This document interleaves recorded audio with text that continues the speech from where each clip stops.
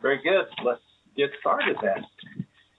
Well, good morning. Welcome to our meeting, the San Joaquin Unified Air Pollution Control District Board.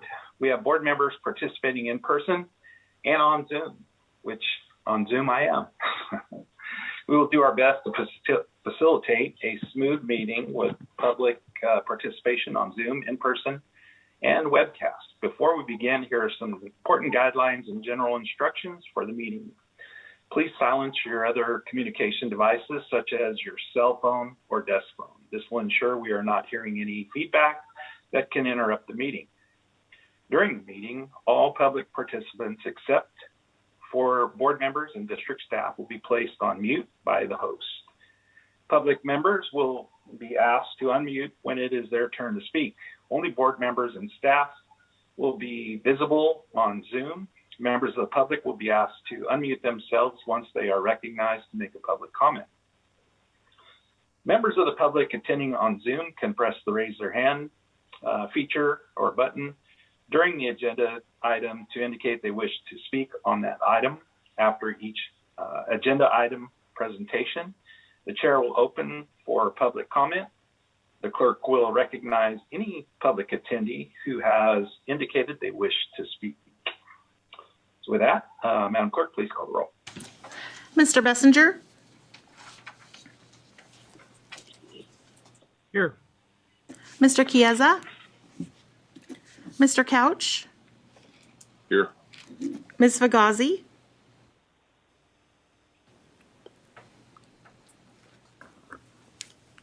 I could see her lips move. Oh, I think you're muted, Ms. Fagazi. Look there. Present. Thank you. Ms. Lewis? I see she's Here. connecting. Thank you. Mr. Mendez? In the building. Dr. Pacheco-Werner? Mr. Pereira? Mr. Preciado? Mr. Reyes? Here. Mr. Rickman? Here. Dr. Sheriffs? Here. Ms. Shucklian? Here. Mr. Wheeler? Here. Mr. Peterson? And I am here. We have a quorum. Hey, very good. And just for point of order today, I am in a remote location, and in case something occurs on the webcast portion of this where I am cut off, I'm going to, with the board's acceptance, assign a vice chair pro tem for the day, just in case we need someone to run the meeting if I'm disconnected for some reason. So at the pleasure of the board, I would like to ask Supervisor Buddy Mendoza just to act as the pro tem vice chair for the day, and then take the reins if for some unknown reason I am disconnected. And I will do that happily. And I am overly dressed here today, as you can see. The only one. You look very nice, Supervisor. And this doesn't take any action by the board, just unless there's any objections, then we'll move forward with that. And Supervisor Mendoza, would you please lead us in the Pledge of Allegiance?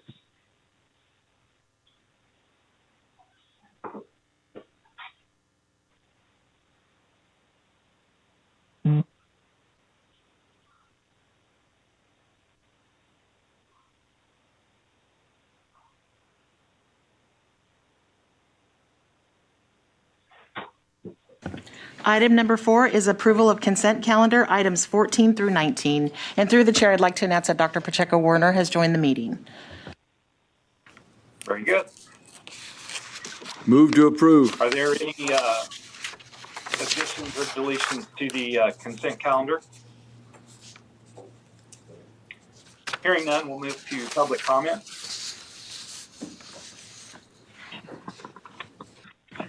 See? Through the chair, do we have public comment in Central? Mr. Cunha? We do have yes, we public do. comment. Do I need to look up or? Consent calendar. Okay. Sorry, he wanted to wait until the other item.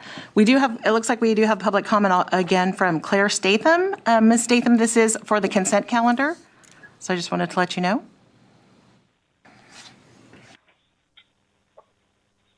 And it looks like she's lowered her hand, so it looks like no public comment on this item. I'll second the motion to approve.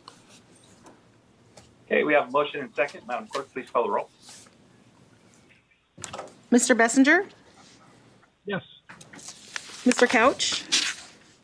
Yes. Ms. Fagazi? Yes. Ms. Lewis? Yes. Mr. Mendez? Yes. Dr. Pacheco-Werner? Yes. Mr. Reyes? Yes. Mr. Rickman? Yes.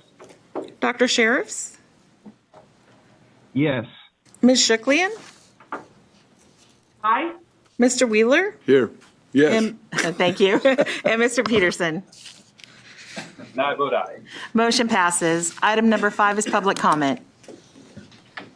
Okay, this time is made available for comments from the public on matters within the board's jurisdiction that are not on the agenda.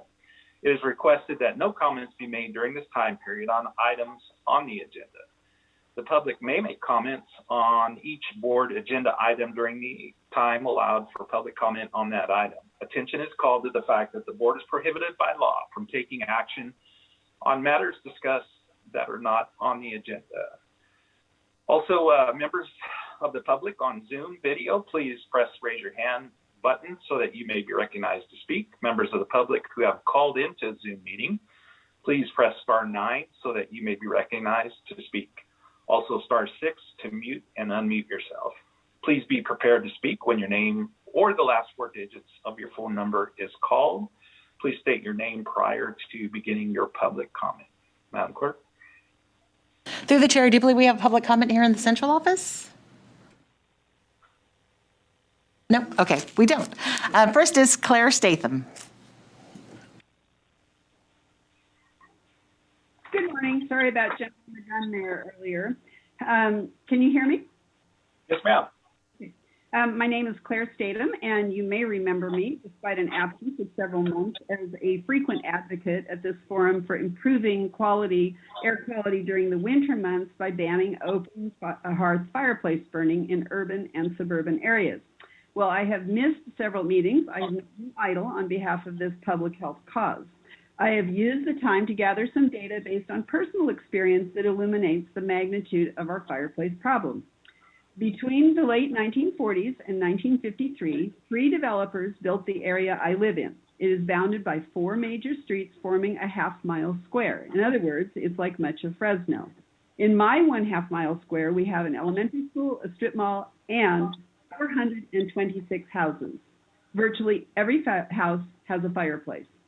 Certainly some have been converted to gas inserts, and some are not used.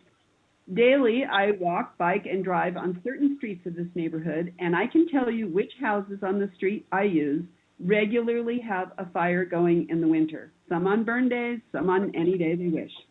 13, that's the number. 13 houses that regularly have fires. And remember that I do not travel over half the streets of the neighborhood, so there are undoubtedly more people who have fires. Based on what I have observed, it's probably safe to say that about 3%, perhaps more, of the residents of these 426 houses regularly have winter fires. Good news, you may think. Those numbers suggest that 96% don't have fires. But remember the size of Fresno and the thousands upon thousands of older homes that have fireplaces. If even 2 or 3% of people who have fireplaces use them, that equates to hundreds of fires across the metropolitan area. And what if the percentage is higher? I think the numbers from my one neighborhood make clear why fireplace smoke is still one of our greatest sources of stationary winter air pollution. As laudable as the no burn days and the burn cleaner approaches are, I believe they will not solve the problem on their own. So I will keep coming back and offering specific suggestions on how to achieve better results than we currently have. Thank you, and I will see you next month. Thank you. Next, we have Janet Dietz-Kamay. Good morning, board. And board chair and staff. As you can tell, I have laryngitis. My subject matter is climate change. Since the last meeting, we've had some very extreme events we've witnessed on the East Coast regarding flooding. Our extreme weather events continue to occur. Historic flooding on the East Coast, historic heat on the West Coast. The Caldor Fire became just the second fire in state history to burn from one side of the first was the Dixie Fire earlier this year. The climate crisis is intensifying the hot, dry conditions that have made these fires so destructive. It has never been more clear. California lawmakers and other government agencies must do everything in their power to act on climate today.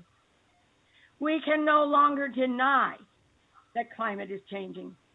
We are experiencing worsening climate extremes like the crippling heat waves, the fires, and smoke we're living through right now. We owe it to those who have lost their homes, been forced to evacuate, face fossil fuel pollution daily, and breathe unbreathable air. We owe it to all of us to fight for the most ambitious climate policies and actions on the table and in the power of agencies like the San Joaquin Valley Air Pollution Control District and California Air Resources Board. Climate change is happening with a vengeance.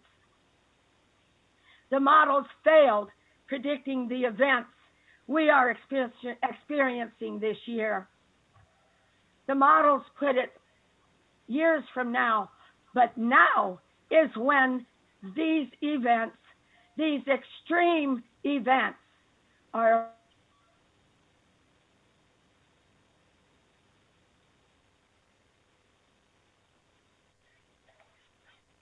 Ms. Dietz, I'm sorry, we cannot hear you. It looks like you're unmuted, but the audio has gone off.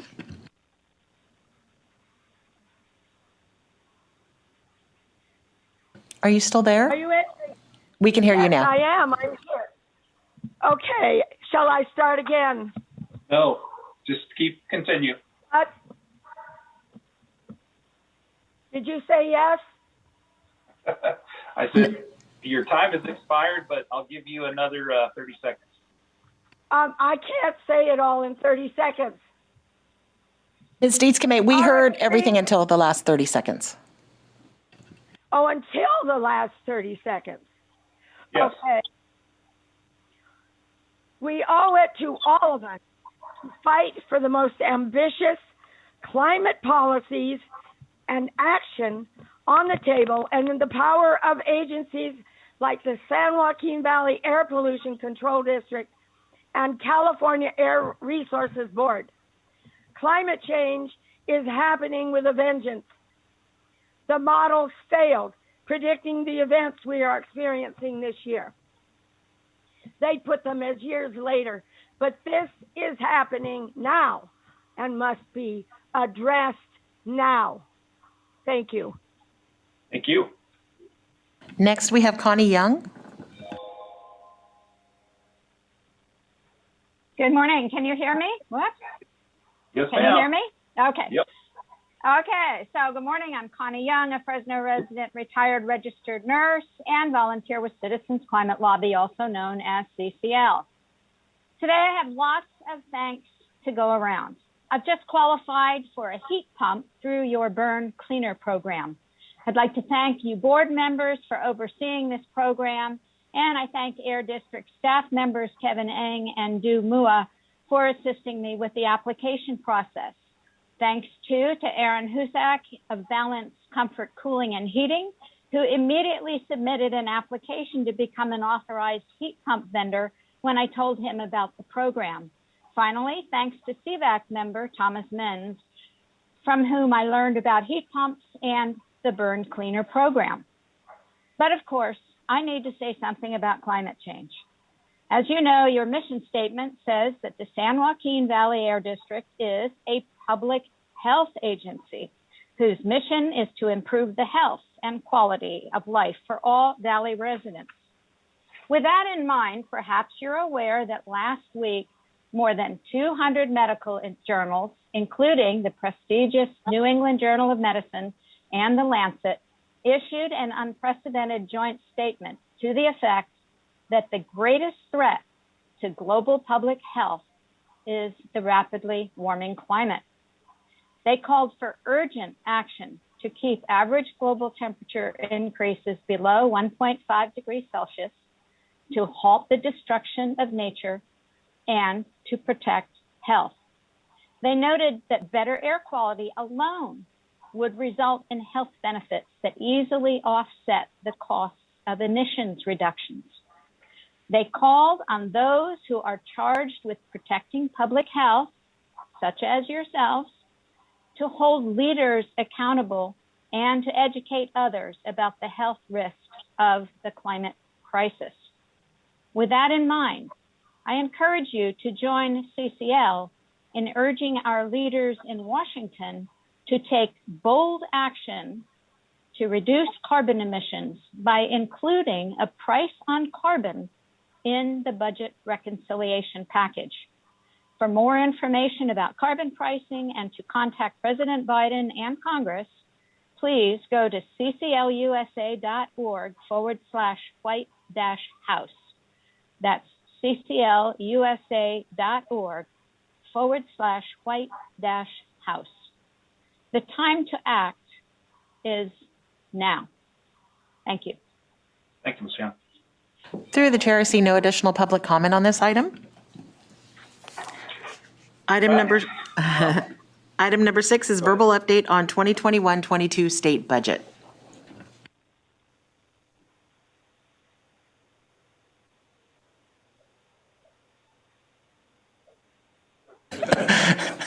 Mr. Chair, board members, just wanted to introduce Tom Jordan, our senior policy advisor, who's been working tirelessly with myself, a number of partners in a valley-wide coalition to continue advocating for air quality resources in the state budget. It's been an interesting process this last year, as I'm sure you've all seen this budget process play out, over many months, and we're here to provide you with an updated report on what is the final budget now. Legislature adopted this last week, and it's with the governor for action. So we do now have all the details in terms of what is in the budget. A lot of it still yet to be fully understood and implemented, but wanted to provide a timely update to you this morning in terms of where we've seen what we're actually now in looking at the final budget. Seeing a major success, actually, in terms of major air quality funding included in the budget. So we're going to walk through those details right now and provide you with that report. With Tom, if you could pick it up. Thank you. Thanks, Mr. Chair, members of the board. To use a track analogy, the state budget is usually kind of a middle distance event where you start in the fall advocating with the governor's office. He comes out with a proposal in January. The legislature holds hearings. In May, the governor comes out with a revised proposal based upon updated tax revenues and feedback from those legislative hearings. There's a negotiation, and in June, you have a budget. This year's process was anything but normal. It was more of a marathon than a middle distance event. We followed much of the same process we have, advocating early with Valley stakeholders and others with the governor's office. But what is known as this year's state budget was really a series of actions that started off with the governor's proposal in January and basically continued throughout the entire legislative session until actually the very end of session. The governor came out with a proposal in January, which included both proposals for this year's budget and then what they called early action measures, which were actually amendments to last year's budget. So we advocated for a number of things to be included in that process. I'll give you an update on some of the things that happened then. And then continued through the spring. The legislature met their statutory deadline to have a budget in place in June, but really it was a high-level framework of a budget. and was fleshed out all summer long with a series of, they called them budget junior bills or trailer bills that actually ended up filling out the entire budget. The good news is, throughout that process, we actually did fairly well, and we worked with a variety of stakeholders from the Valley, industry folks, the environmental community. I also have to recognize our advocates in Sacramento, Shaw, Yoder, Antweet, Smelter, and Lang, in particular Sylvia Solis-Shaw, who kept us abreast of the process as it evolved throughout the year.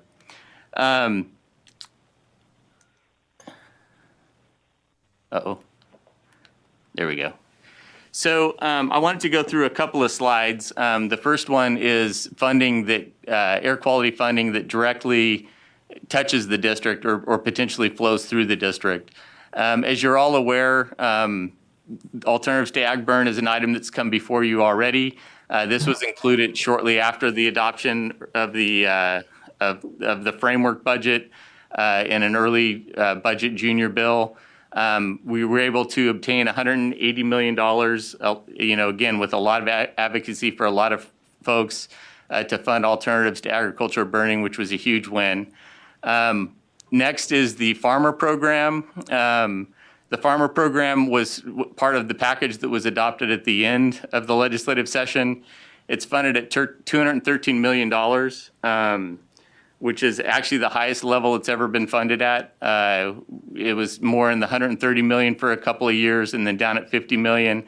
And then last year, with all the cap and trade funded programs, there actually wasn't any funding for the farmer program.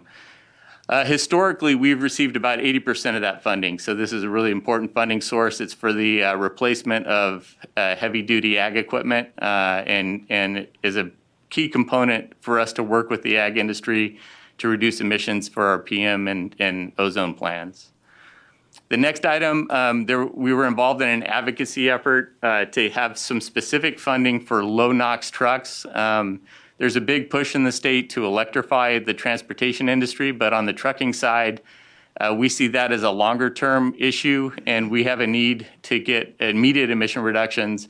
And so this funding would be more for trucks that meet the optional low NOx standard. They're 90% cleaner than a standard truck, and we're able to obtain $45 million that's prioritized to the worst air basins in California to help replace existing trucks with what are referred to as near zero emission trucks. Right now, those are largely natural gas fueled trucks that are available to deploy. We're fully supportive of the effort to get to zero emission, but we can't wait for a generation to get those trucks on the road. We need to make progress now, and this is a funding source for that. Another area that we have continued to advocate for is AB 617. As you're well aware, there are a number of Valley communities that we work with on plans for AB 617. The state included $50 million again for implementation. This has been a static amount for a number of years in the state budget, even though there are more communities that we're dealing with, but at least we have seen a continued commitment to help fund. The $50 million is actually for Air District work, to go work with those communities, do air monitoring, develop the plans, monitor the plans in the communities. And then $260 million for grants to actually get emission reductions in those communities. And this is a slight increase over previous years. It was at about $245 million in past years. And then there's $10 million for technical assistance grants for community groups throughout the state as well. Again, added at the end of the budget process was $30 million for small off-road engine grants. One of the things that we've worked on here in the Valley that are included in this program is zero-emission landscaping equipment, particularly for commercial landscaping operations. So these funds could be used for that effort. There is a companion bill and effort at the Air Resources Board to develop a regulation. This is the incentive piece of that would get voluntary reductions through incentives prior to other requirements. Another large victory, important program in the Valley, the Clean Cars for All program that we operate along with Tune In, Tune Up and other efforts here, received $150 million for all transportation equity projects. About half of that is dedicated to the Clean Cars for All program statewide. And we're working with CARB right now on how that looks like region by region. And this was actually a multi-year commitment by the state to continue funding that. So that's an important program that is actually receiving more funding than it has in the past. So that's a good thing.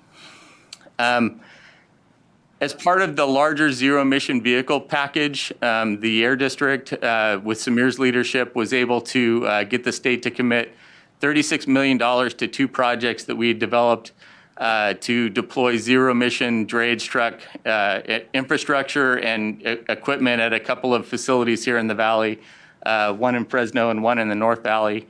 And this was a specific line item carve out for those two projects in the larger package. So that was quite a victory for the Valley. It's the only project that was actually carved out specifically to fund those projects. And then finally, one of the things that we advocated for this year but weren't successful at getting across the finish line, along with a statewide effort, was an extension of the Carl Moyer program, which expires at the end of 2023, but is still in existence right now. There was $247 million in Carl Moyer in the budget, and the reason I highlighted this is the Carl Moyer program was expanded in 2017, but due to an accounting issue at the state, we actually didn't receive those funds. None of the air districts in the state did. So there was a correction of $153 million to make good on those past year allocations that we did not receive. So we'll be getting a larger than usual Carl Moyer allocation this year to make up for those past contributions that we did not receive. So as you can see, there's a lot of big numbers on this page. It was a very good year as far as programs that we advocated for, and we will continue to work into, since it took all legislative session, the new budget year is really going to start in about a month or so with discussions with the governor as he starts putting together his budget for the next year. So we will continue with those efforts and advocate for these programs moving forward. I also wanted to talk about the broader air quality funding in the budget, and some of these we do touch and some of them don't come directly through us. But one of the things that we've been an advocate for, your board has been an advocate for a long time, is better forest management and wildfire prevention. And this year's budget included $1.6 million for that effort. Actually, it was last year, I mentioned that early action piece. Billion. It's hard to get the M to the B. As part of the early action measures earlier this year, there was $536 million that was for wildfire prevention and resiliency for buildings and other things and other infrastructure up in the forest areas. That at the end of the budget year was plussed up by an additional $988 million for wildfire prevention and better forest management, which is finally, you see more money flowing into these efforts that's been needed for a long time. Also, air districts work with the land management agencies to determine when they can do prescribed burns and other things. There's $2 million statewide for air districts to help pay for those activities. And depending on how air districts implement it, it can reduce fees for those land managers or enhance the services that the air districts are providing to those land managers. So it's an important component for us to help make sure that there are no impediments to doing that important work in the forest. There's $32 million to deal with dairy methane reduction projects. In the past, there's been some funding in the state budget for dairy digesters and others. This can produce renewable natural gas that can work, as I mentioned, as we deployed near zero emission natural gas trucks to use renewable gas for those projects. So these are important projects not only for the dairy industry, but they also play into our efforts to clean up heavy-duty mobile sources here in the Valley as well. Some of the dairies also directly inject that methane into the pipeline, reducing the carbon intensity of pipeline gas that produces natural gas, it produces electricity and other things. CDFA has a Healthy Soils program that receives $75 million. This, in conjunction with our ag burning funding, can help with some of the activities. There's some overlap in those two programs, but it's also an important program. I mentioned that we had a carve out for the drayage truck funding here in the Valley. That's actually part of a $315 million statewide package for zero emission drayage trucks, school buses, and transit buses. So a big line item to help electrify those activities. There's $500 million for the heavy duty voucher program for medium and heavy duty trucks and buses. This is a on the hood type of a voucher that helps pay for advanced technology equipment when people purchase it throughout the state. The state's general electric vehicle and incentive program for passenger vehicles is the Clean Vehicle Rebate Project. There's $525 million in the budget for that program. Again, that's a voucher program or a rebate program where people apply through a statewide process to get funding. $10 million of that was set aside for e-bikes, which is a new component of that program as well. There's $200 million in the CEC portion of the budget for medium and heavy-duty zero-emission fueling and charging infrastructure, and then $300 million for light-duty charging infrastructure throughout the state. So as you can see, not only was it a banner year for the funding that's directly coming to us, but a lot of these projects that can help with air quality also receive very significant funding statewide, and it'll be important to make sure Valley agencies and others that deal with these things are aware of these opportunities. So while this is a lot of good news, in some ways it's just the starting line, because now that all this funding goes to state agencies who, for some of the programs, develop guidelines. For some, they develop allocation formulas.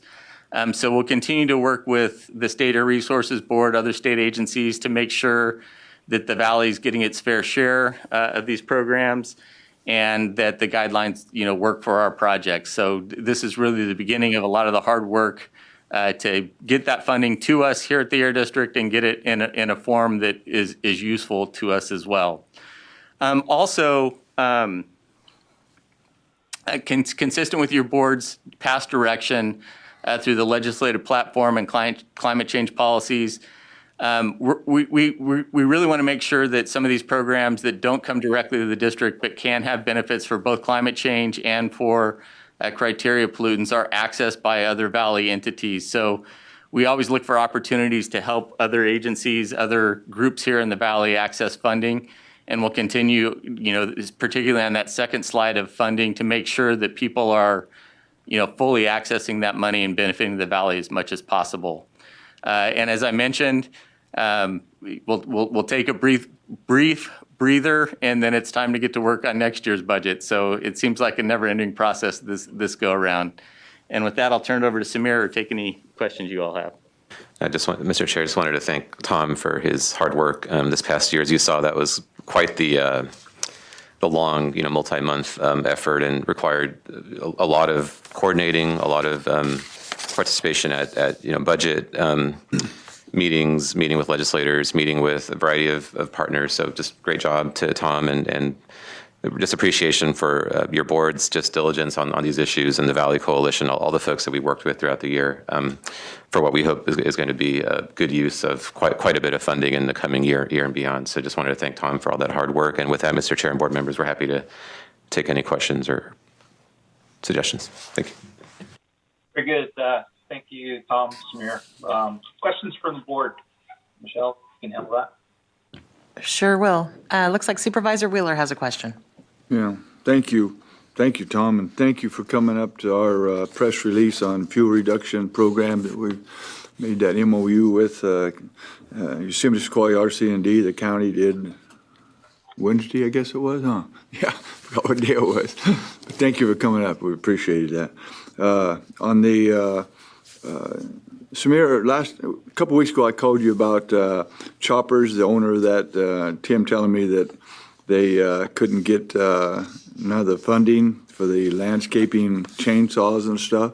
Did you follow through on that to get a hold of them and find out? Yes, I believe so. I'll be happy to check back with staff on that for double check on that. I haven't been in there to ask you. Yeah. I thought that was very important because appreciate that. We need that. Yeah, we'll definitely circle back on that issue. Appreciate that, Supervisor. And then on the third page, that $2 million for air districts statewide for control burns. We had a tour up at the Creek Fire up at Jackass Meadow and Chiquita Creek Bridge that burned out. And I suggested that Jackass Meadow, there's millions of dead trees there that didn't burn up. They're just dead, and they're all tamarack. And it's really enclosing on the meadow. So it's a 120-acre meadow, but I bet you it's down to 80 acres now because of all the trees that's been growing in on it. And I had Dean Gould and both district rangers from North Fork and Shaver Lake both there, and Dean Gould. And I suggested to the leasee, Ned McDougall, and Dean that we do a control burn there. And so if we do something like that, is this kind of money, can we use it on, it's a private, they lease it from the Forest Service, but it's Forest Service land. So I don't know to help facilitate that. So the $2 million for air districts is actually kind of funding for our work to do the forecasting and to develop like the burn window work. Oh, okay. So that pays for the staff work that we do to identify times when they can burn and go through that process. Typically, that was a permit fee funded, exercise. Mm-hmm. And so this is to make sure that that's not an impediment to land managers doing projects. That funding source in particular, but we can look, it would not be useful, but that larger funding source, the $1.6 billion basically, we'll take a look at that and see if there are opportunities in there for some private land manager work. Dean was going to look into it too and see what we had to do there, if we had to do a NEPA or not. So I was hoping that it was in a project close by so they wouldn't have to do a renewed NEPA on it. So thank you very much. It's a very interesting budget, isn't it? Yeah. Supervisor Mendoza. Yeah, Tom, I kind of in the understanding that the second page of funding where state agencies are going to be in control of that money. For the most part, For the most part. Yeah. And then if we see, like if the different air districts see that there's money there, they can, help direct people Correct. to that. Now, I'm just going to bring something up. This is a little different deal. Prop 84 was more about water. And the state, that was 2006. And the state never spent all the money. So this is a very bad deal when you have state agencies in control of this money that, Won't give it out. well, I'd like somebody to still answer this question. Tell me something the state of California does right, which, and you can't use a double negative either. So, but if you take the first page, if that comes to the air districts, especially ours, is very efficient about getting this money out and actually getting air reductions done. So I just want to bring that out that, this is a very dangerous deal when you have state agencies in control of that money. Dr. Sheriffs?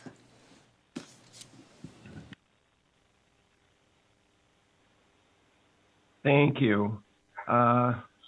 Extraordinary work by the Air District. Yeah, special thanks to Tom for all of your work on this. This really is an extraordinary bringing of resources to the Valley, much needed, and recognizing that, many other parts of the state are needy too. And, congratulations on, thank you for making so well the case to bring these funds and resources to the state. And I think you highlighted well in your presentation the nexus of air quality, climate change, how important working on those issues together, the multiplier effect, the climate money at the state level that clearly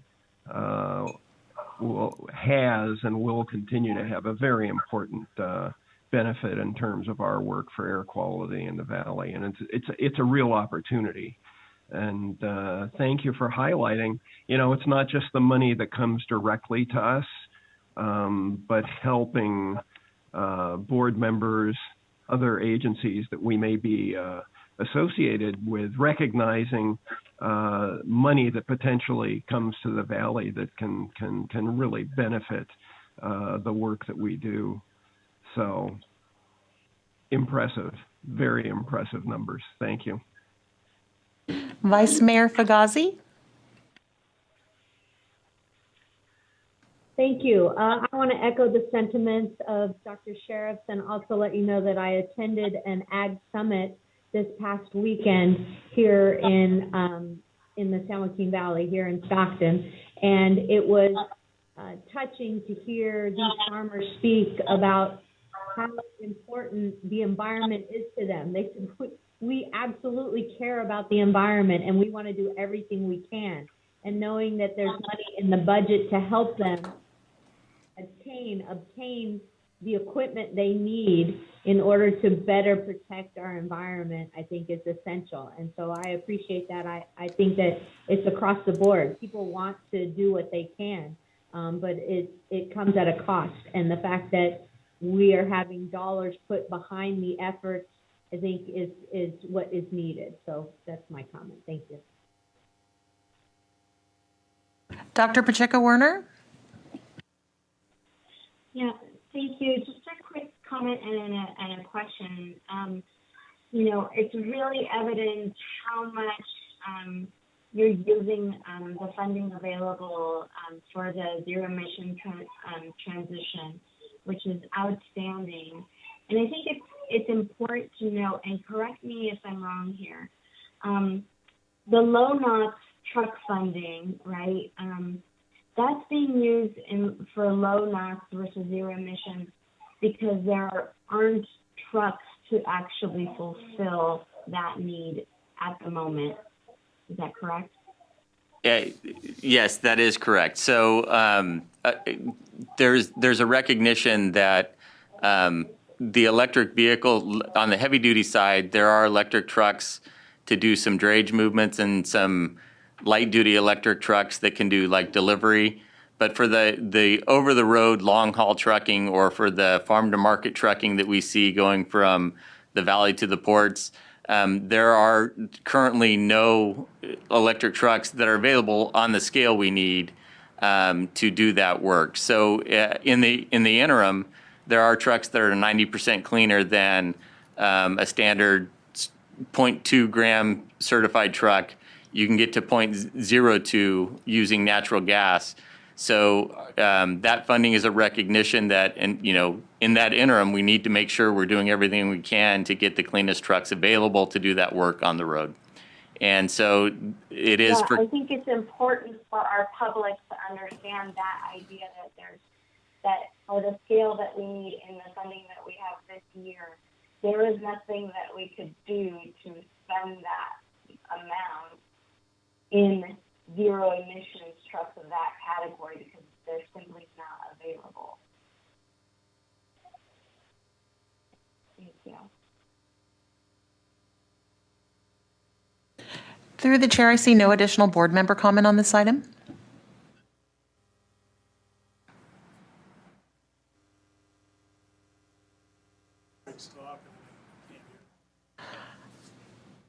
Are you there, Craig? I think you're muted, it looks like. Sorry. There you are. Yeah, I was. I was being a good host and muting myself. I was just going to follow up.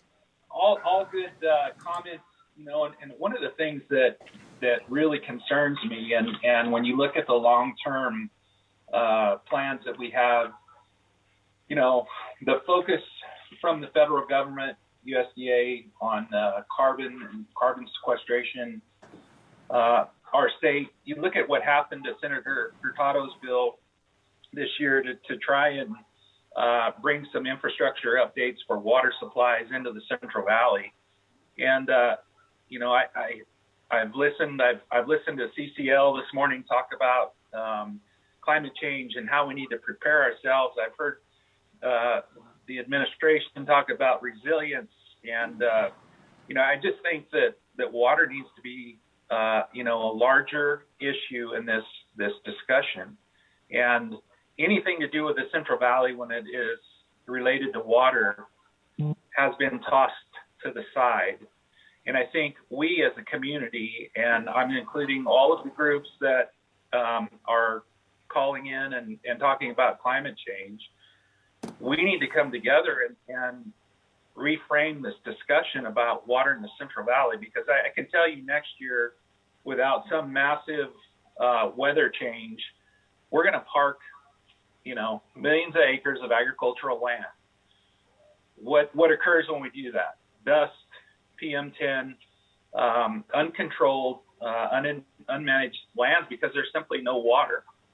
And somehow we have to include this in this discussion of because whether you like agriculture or not, the positives that are produced by millions of acres of produce and trees grown throughout the valley, the best managed forests on the face of the earth, the healthiest forests on the face of the earth.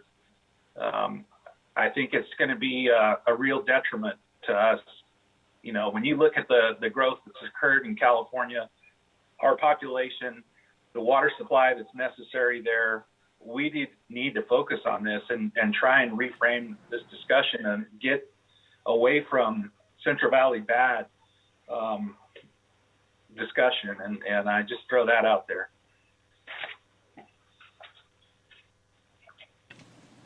Through the chair, we do have a request for public comment.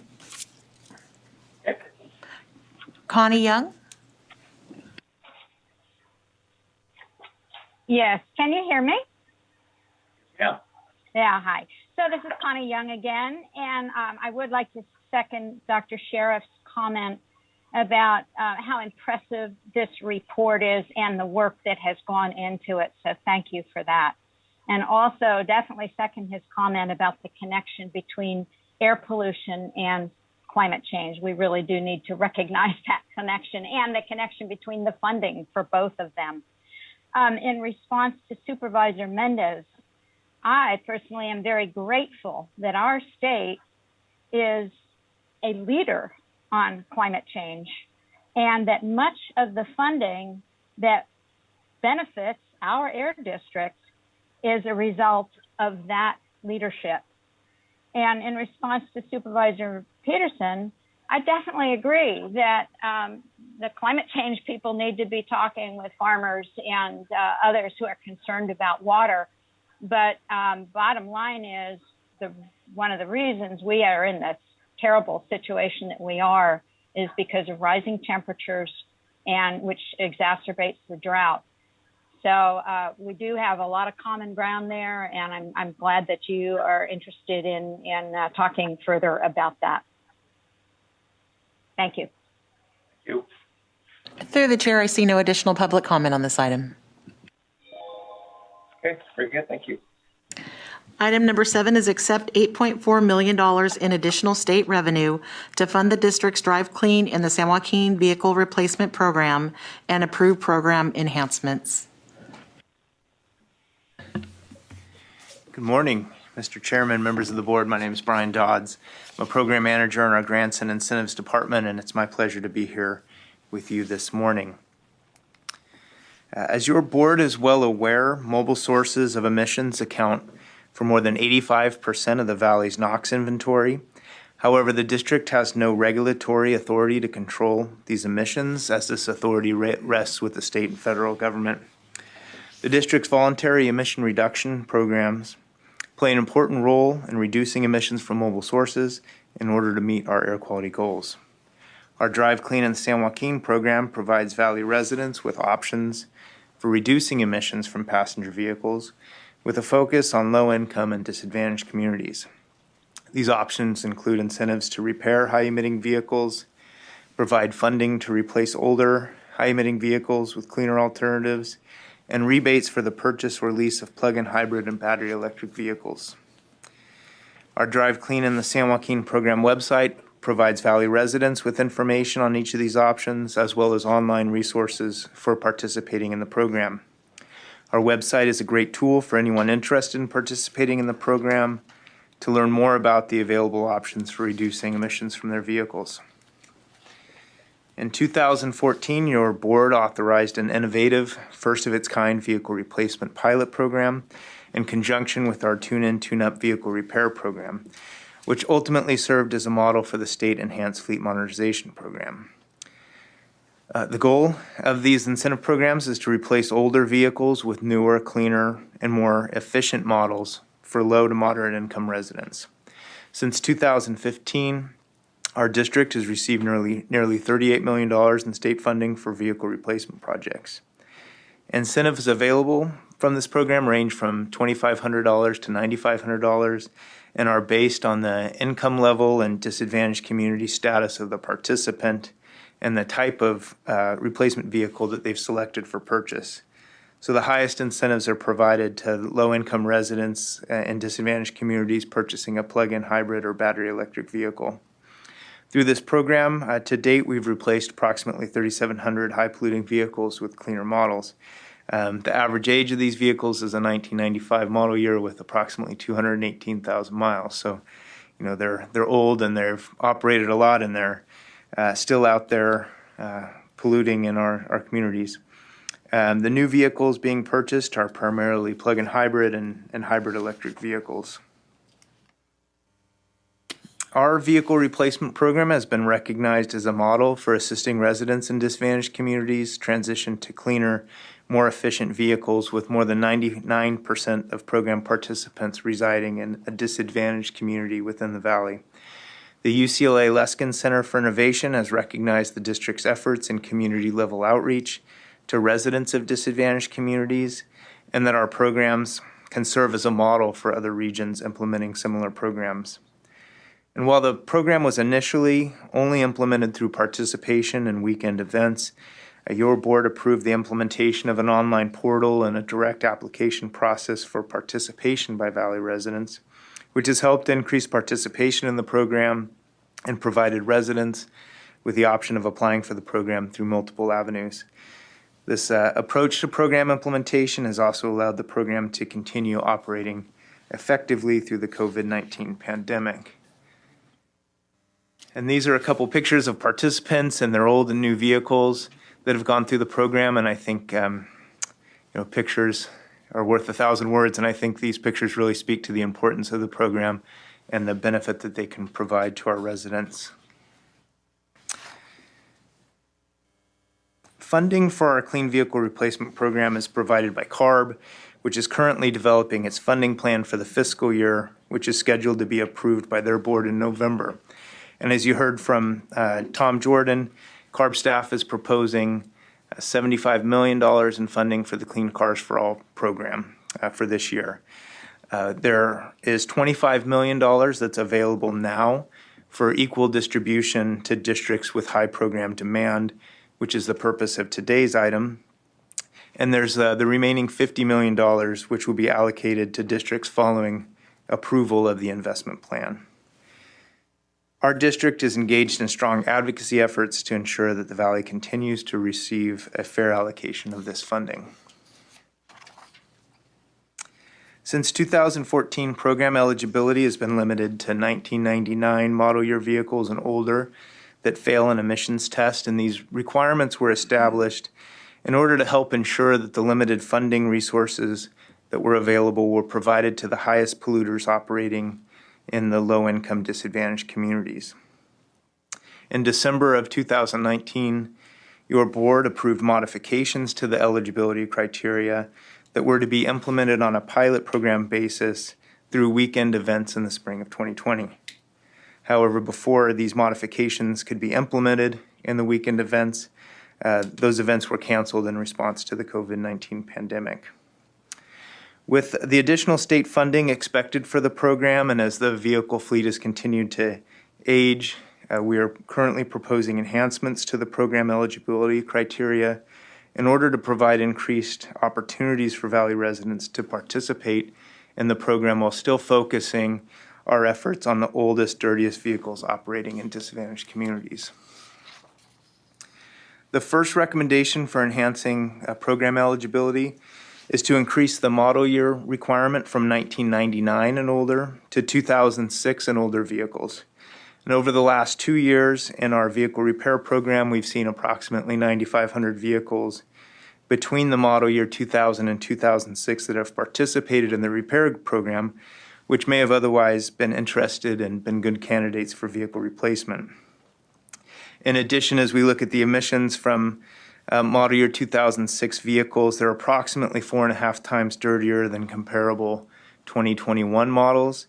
And there's an even bigger emission reduction when you compare 2006 vehicles to newer battery electric and plug-in hybrid vehicles, which our program focuses on. The second recommendation is to eliminate the requirement to fail an emissions test in order to qualify for the program. Again, this requirement was originally included in order to focus the limited funding on the highest polluting vehicles. And as participation was originally implemented solely through weekend events, the emissions test could be completed at those events. As the program has expanded to allow participation beyond weekend events, expanding the eligibility to older vehicles without a failed smog test would help significantly increase program accessibility for Valley residents and ensure continued strong program participation. These proposed program enhancements are consistent with CARB guidelines, and they would also align our program implementation with other districts operating Clean Cars for All vehicle replacement program. These enhancements would also streamline the application process and provide additional opportunities for Valley residents to participate. The expected increase in program participation would allow the district to further access available funding and outlined in CARB's funding plan, and a projected demand of $30 million or more per year could be generated. In order to continue the successful implementation of our vehicle replacement program, the district recommends continuing our partnership with Valley Clean Air Now as the project contractor with an agreement up to $840,000, which is consistent with the program costs associated in previous agreements with Valley CAN. Their responsibilities for the program include outreach, applicant assistance, submitting applications to the district for approval, coordinating vehicle purchases with applicants and dealerships, program management and oversight, and reporting program information back to the district. So today's recommendations are here before you. This will conclude my presentation. However, we also have Tom Knox from Valley Clean Air Now on the Zoom to provide some additional comments as part of today's presentation.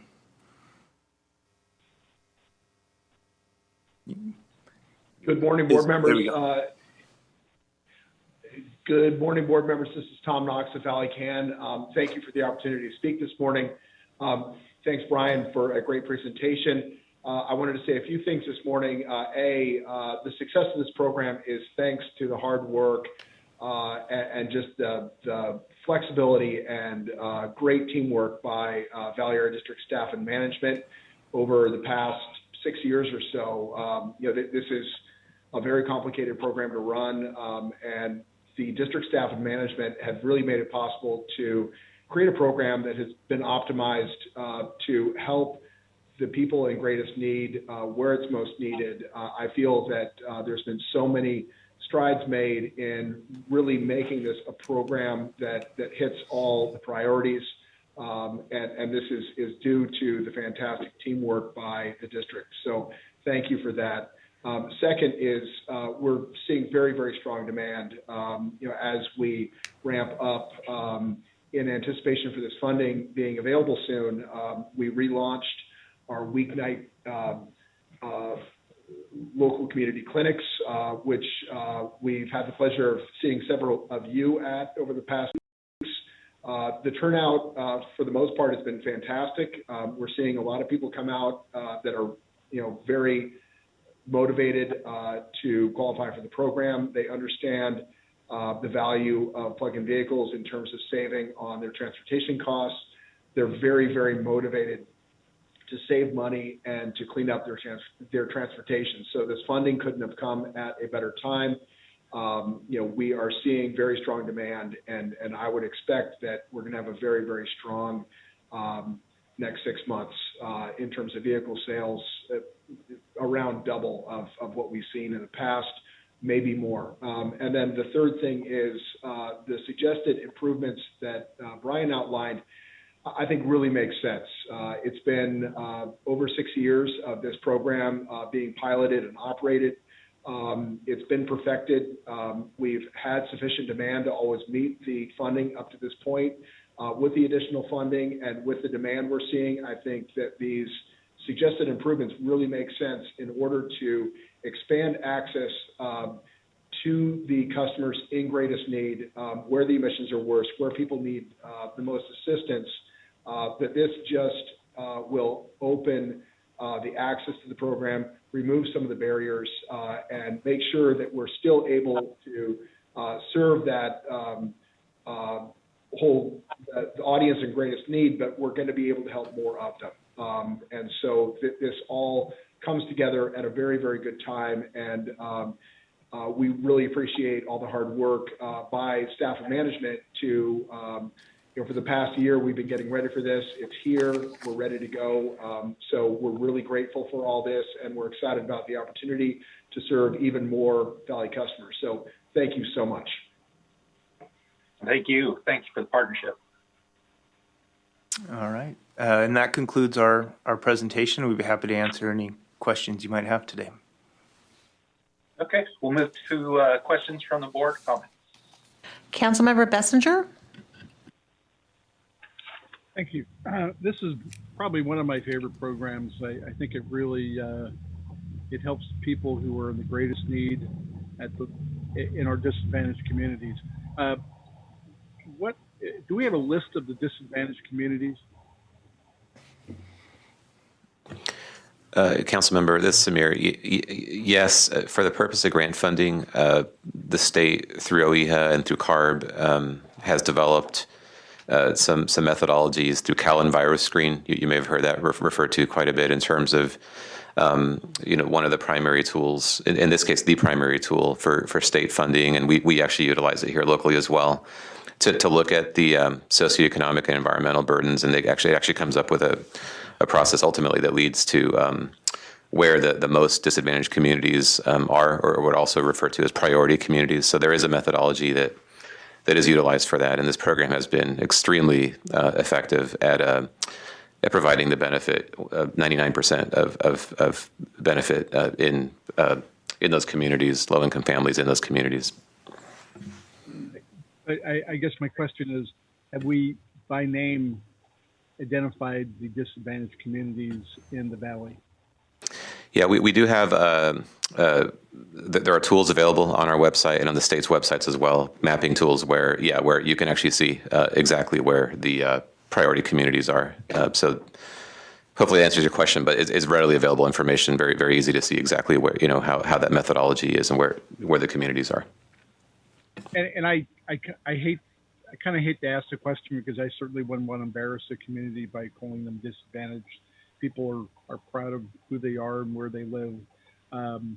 Probably would be, if we have not done this already, and I have to assume that we have, I haven't been at a COG meeting in a while, a Council of Governments meeting, would probably be a good thing for us to make the rounds of the various Valley Council of Government meetings so that the people who would benefit the most from this, the disadvantaged communities, would know about it, and they could probably be our strongest advocates and actually help with the implementation.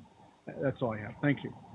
Thank you. We'll follow up on that suggestion. That's a great idea, and just wanted to make sure it was clear as well that this money can be accessed across the entire Valley. But there are various provisions built into the program that. Whether it's funding amounts or where the outreach is conducted and how it's conducted, that obviously touch on the priority communities, but it is broadly available as well. Just want to make sure that was clear as a part of that discussion. And with that, Mr. Chair, board members, kick it back over to you for more questions. Thank you. Dr. Sheriffs?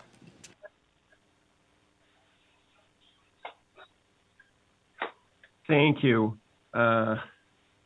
Thanks again to Brian and the staff for their work on this really outstanding program that everybody can be so proud of. And thanks to Tom Knox for his work. What a great team. The priorities are clear in terms of, reaching the worst polluting vehicles and penetrating as deeply as possible into the most disadvantaged communities and assisting those at greatest need, and the flexibility of staff and Tom Knox and his staff to accommodate that and come to ever better, ever improving tweaks to this program. I absolutely am in favor of expanding the criteria as outlined. I think it's a very thoughtful approach. My one question is how, and either Tom or Brian, to keep up the penetration as we expand this, to continue to, yes, we want more people able to participate, but to be sure that we are continuing to get at the particularly the vehicles that are causing the most pollution, and the structure that gets people into the cleanest vehicle possible that makes sense for them. So any comments on that as we look at the expansion of how to continue the excellent deep work that the program's been doing? Yeah, sure. Thanks for the question, Dr. Sheriffs. And I think one of the things that we've looked at as part of this process is that we really don't need to drastically change our outreach approach. We're getting a lot of the community, and they have these vehicles, they're asking questions, they're showing up at tune-in, tune-up events. It's really, if we look at participation in the program, we're kind of accessing the meaty part of the bell curve here by this expansion. And we've seen plenty of demand and interest from previous participants and questions about wanting to participate in the replacement program. And I think this really just opens the door for people who've kind of already been asking, and we can offer them opportunities. The team at Valley Can, as people are approved for the program and are selecting vehicles, are really trying to help people identify what's going to be the cleanest option that's going to meet the needs of the participants.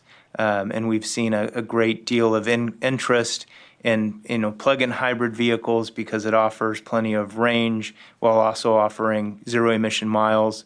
And that's been a tremendous benefit for our participants. So we're always looking for ways to help inform and help and assist the participants in looking for the cleanest option that's going to meet their family's needs.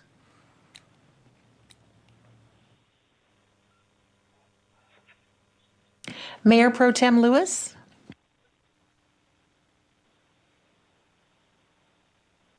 Thank you very much. I just wanted to let staff know and our board members know that recently staff reached out to Los Banos, which made me very happy.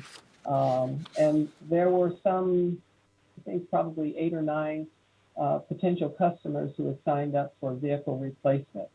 I've been working diligently since I found out about this program to assist the cities within our county by providing information to our staff members to contact the city managers and the mayors of the various cities to find out what our staff can do to assist them to get the word out to the community. I think that's the biggest portion of what I see is getting the word out to the community, be it the advertisement on television, be it Chamber of Commerce's, and I know that the Chamber puts out email information to various customers and to the community. We've got to find other ways of pushing the word out. In Los Banos, we have our local government channel, which I've asked staff to put the information on there so that people can see that this information is available to them. So for me, it's important as a member of this board while I sit here is to make sure as much of this information gets to the public as possible. And it has to be in different venues because not everybody has Facebook, not everybody has internet. There has to be as much access to the community as possible to get it out, and to make sure that all of our county, all of the districts has access to these funds. I know that pretty much deeper in the valley, going from Madera, going south into Bakersfield, is probably the most effective area. But this is this is kind of like a state law thing that we're looking at. So we want to make sure that we're including the rest of the San Joaquin Valley as well. So I'm really pleased that people in my city have come forward to receive assistance from this program. And I look to help our staff get the information out even more in the Merced County area, because I think this is really important. I hope our County Board of Supervisor member for Merced County pushes out information through the Board of Supervisors to get people within the county who are not in city municipalities to get that information as well. It's getting the information out there. That's the most important thing. And of all the programs, for me, I'm really pushing hard on this one for our residents to make sure that they are able to take advantage of it based on their eligibility. So I want to thank staff for coming to Los Banos and taking the time to work with our community. I think it's a good beginning start, and I'm sure there are a lot of other people out there that are eligible for this money that's coming forward, and I want to make sure that, in my selfishness for the people in Merced County, that they would be able to take advantage of the funds that are out there. Thank you. Mr. Chair, just a quick just comment, if I may. Just first want to thank Mayor Pro Tem Lewis for all of her diligent work in working with our staff and Valley Can team to get this information out to the community. It's really been impressive to see just how much energy and interest Mayor Pro Tem Lewis has in really helping to promote this program. I really appreciate that, and we're going to keep working with you to make sure Merced County has full access and great outreach in the county. We strive for that in every county, and we've had really good participation across the entire valley. So we've always used our great board members to help with that, and other board members have also been very involved in events. Really appreciate all of that, and whatever we could do to work with you at the city, county level, or other venues, we're certainly always looking for those opportunities. I think the other just real quick piece is when we come back to the board later in the fiscal year, I think it'll be with hopefully a major funding announcement as that next tranche of funding that Brian was talking about works its way to us. I think it's a good opportunity to also do a little bit of a touch base on where the participation levels are and how the outreach is going, because obviously with what we're doing today, it's taking this program to the next level. It's taking it from where it's been to now with the significant state funding because of the success of the program to a whole different level. I think it'll be a great opportunity at that point to share some thoughts in terms of where we are and how it's all going as we accept hopefully a major infusion of funding again into the program. So I just want to note that as well. Thank you. Mayor Reyes.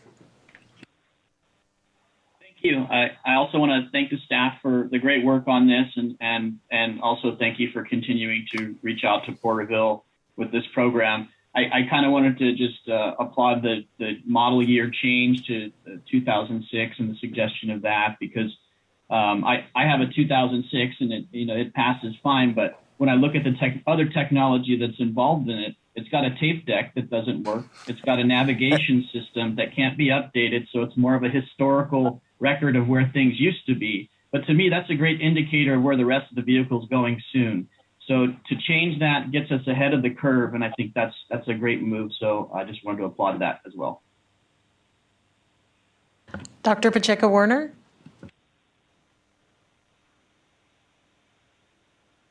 Thank you. Yes, I think just wanted to make sure to highlight and think that staff and Tom take a virtual bow, because this is truly the best program in the state, and it has actually been studied scientifically to say this is the best program in the state. And if you haven't read it, I don't know if you all got a copy of it, but I really, really think you should read the latest Western Center report on the Clean Cars for All program, because it really does highlight how this program in the San Joaquin Valley is hitting those communities that are most targeted. And I think that that's a really, really important piece to think about when we're thinking about equity, when we're thinking about, outreach into rural communities. This program has made footprints in every one of those communities that is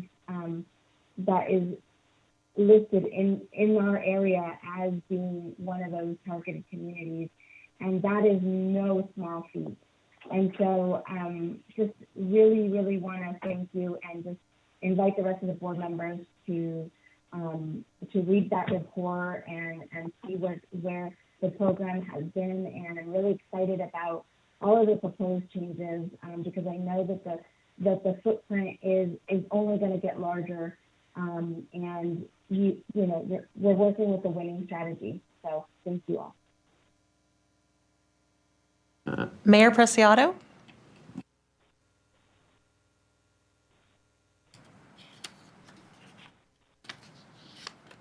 Yes, I also would like to thank staff for reaching out to the communities, on the west side. I want to thank Valley Can and also the Clean Snap program for extending the programs up to the west side. I know they've been lately in rural Colombia and Avenal. I believe they've been doing an incredible job reaching out to Spanish communities. Also would like to support the idea of moving the program to the next level. I believe it'll be more.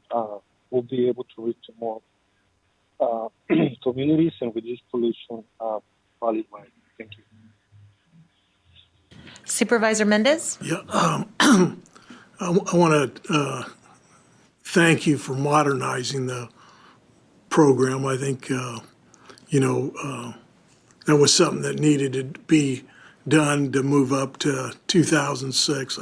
We always got to modernize these things. We can't, even though it looks successful, we can't think that we're doing everything we can now.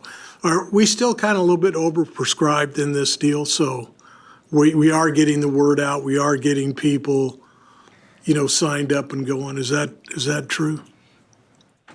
Yeah, one thing that's been great about Valley Can, their outreach, combined with the district's outreach, has been that we've actually been able to be right on target. When it comes to we're definitely oversubscribed in that we know that there's way more demand and potential demand, than we've seen in the past. But we've also been able to balance very well, with the outreach that we're doing to not have a waiting list that's right. $500 million deep or anything along those lines. Although the potential is definitely great in terms of the number of families that could benefit from a program like this. So it is oversubscribed in that sense, in that we know the demand is there. As we've grown the program, we've been able to actually work very closely with our partners, with Valley Can, and through our mechanisms to kind of keep modernizing the program, as you just put it, to be able to respond to those opportunities. Yeah, and I think you've plugged some of the holes. I think our Mayor Pro Tem of Los Banos, I think we were a little weak in a few places, and I think individual board members helping the district get the word out. I think we've kind of plugged that deal up. I just want to comment on what Mr. Bessinger said. It's actually easier to say what communities aren't disadvantaged than are disadvantaged, because most of the communities in this valley are disadvantaged and severely disadvantaged. And I'm not going to say names, but I can name, I think, 2 cities in Fresno County that aren't disadvantaged. but there are cities, and Fresno's a great example.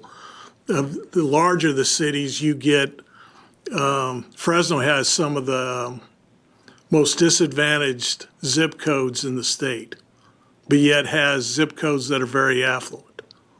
So it's a real, so Fresno is actually a disadvantaged city. But in reality, you have to look at the actual individual zip codes. But I want to come, this program's a great program, and what's made it great is how you guys run it and your partnership with, Valley Clean Air. Appreciate that comment, Supervisor, and you're correct. The vast majority of the San Joaquin Valley is officially considered a low-income disadvantaged community. So it, obviously that everybody here understands the challenges that our communities face, and so this program provides a direct response to try to help alleviate some of those challenges. So appreciate you making that comment. The vast majority is considered in that disadvantaged status. I just want to thank the board members that individually got out and made sure they got the word out in their area, and that's real important. And like Mayor Preciado said, it's really important that we continue to get the word out and get the West Side communities involved. Supervisor Sheklian?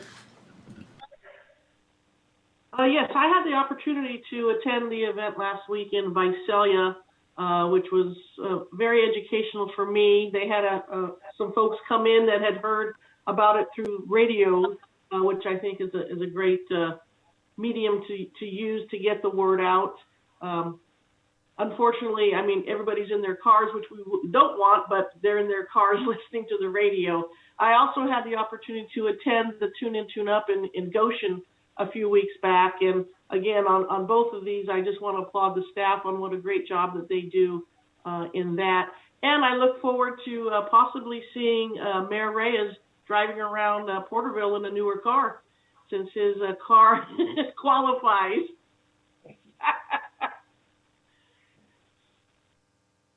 Through the chair, I see no additional governing board comments on this item. Well, very good. And this time we'll move to public comment. Do we have any public comment in the central region? Looks like we don't. And I do not see any public comment indication on Zoom. Okay, very good. We'll bring it back to the board for action. Move to approve. I'll second it. Okay, Madam Clerk, we have a motion and a second. Please call the roll. Mr. Bessinger? Yes. Mr. Couch? Yes. Ms. Fagazi? Yes. Ms. Lewis? Yes. Mr. Mendez? Yes. Dr. Pacheco Warner?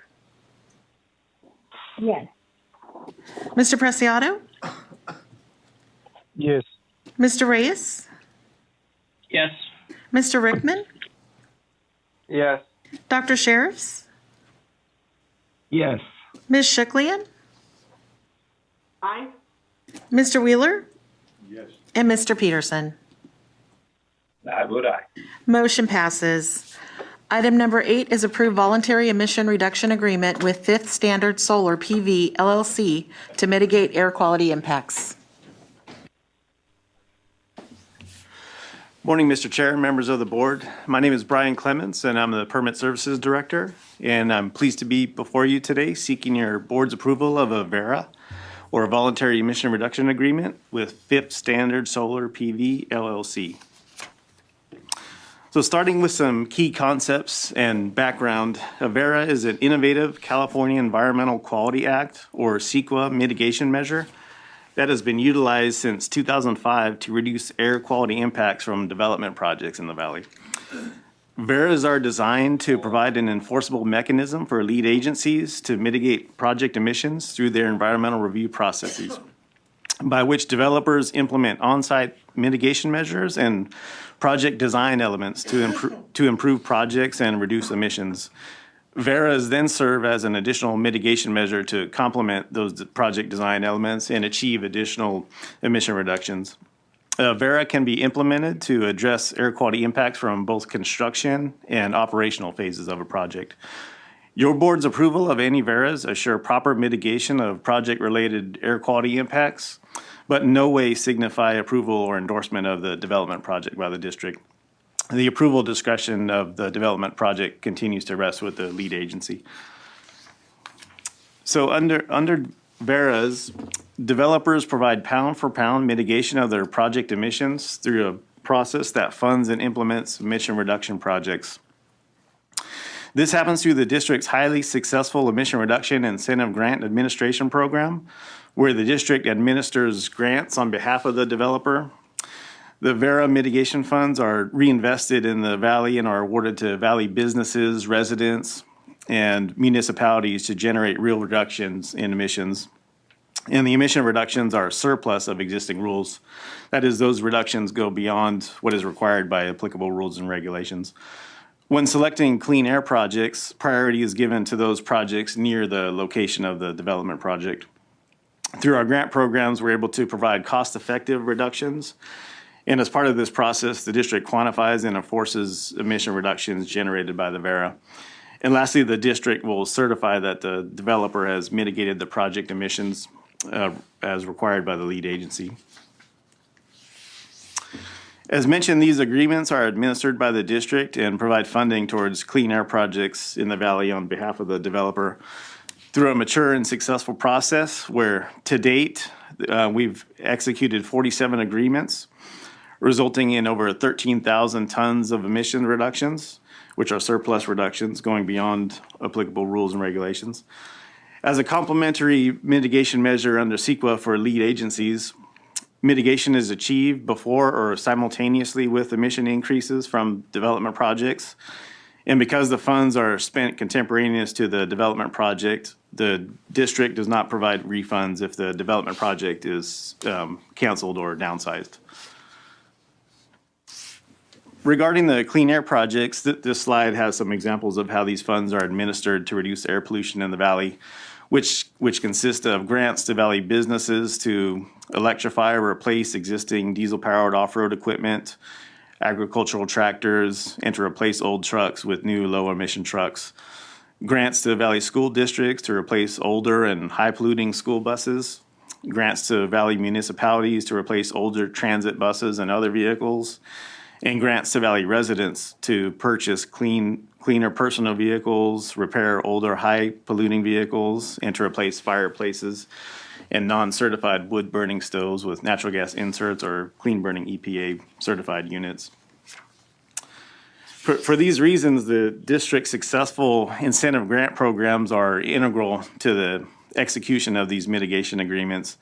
And overall, the district has invested over $3.8 billion in clean air projects through these grant programs and reduced emissions by over 199,000 tons. State audits commend the district as a shining example for effectiveness and efficiency. And there continues to be high demand across a variety of our incentive programs due to this reputation and established relationships with agencies, businesses, and stakeholders. So the subject of this Vera is the Fifth Standard Solar Complex project, which is a project that consists of construction and operation of a over 1,200 acre solar complex located in unincorporated Fresno County. The project is about 1.5 miles south of Huron and 13 miles east of Coalinga. The equipment involved is a 150 megawatt solar facility and up to 137 megawatt battery storage facility, an on-site substation, and then connection to an existing PG&E substation, which is called the Gates substation. The County of Fresno served as the lead agency for the project under CEQA and prepared an environmental impact report. And through that impact report, the project proponent has committed to fully mitigating the project construction-related emissions of ROG, NOx, and PM10. And today's agreement satisfies the mitigation measure from the certified EIR by mitigating the project's construction-related criteria pollutant emissions. The estimated amounts of mitigation are as follows: 1.9 tons of ROG, 31.2 tons of NOx and 28.8 tons of PM10. The estimated amounts associated with the project is up to $573,000. And the district will certify mitigation when the emission reductions are achieved and the VERA is fulfilled. The recommendations before you today are to approve the VERA with Fifth Standard Solar and to authorize staff to identify, fund, and manage emission reduction projects to mitigate air quality impacts from the project. That concludes my presentation, so I'll return it to the board for discussion. Very good. Thank you, Brian. Questions from the board?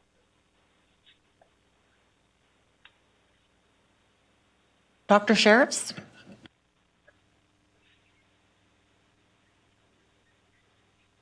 Thank you. Thanks again to staff for good work on this and collaboration with the county and the business involved in working this through. You know, as a priority, we try to spend the funding in the area that's as close to the area that's impacted. I'm wondering, any expectations or thoughts about how this funding is likely to be spent? Mr. Chair, just a quick response to that. Yes, Dr. Sheriff, you are correct. I mean, generally our policy is to try to find projects as close to the increase where the emissions are occurring in terms of the proposed project.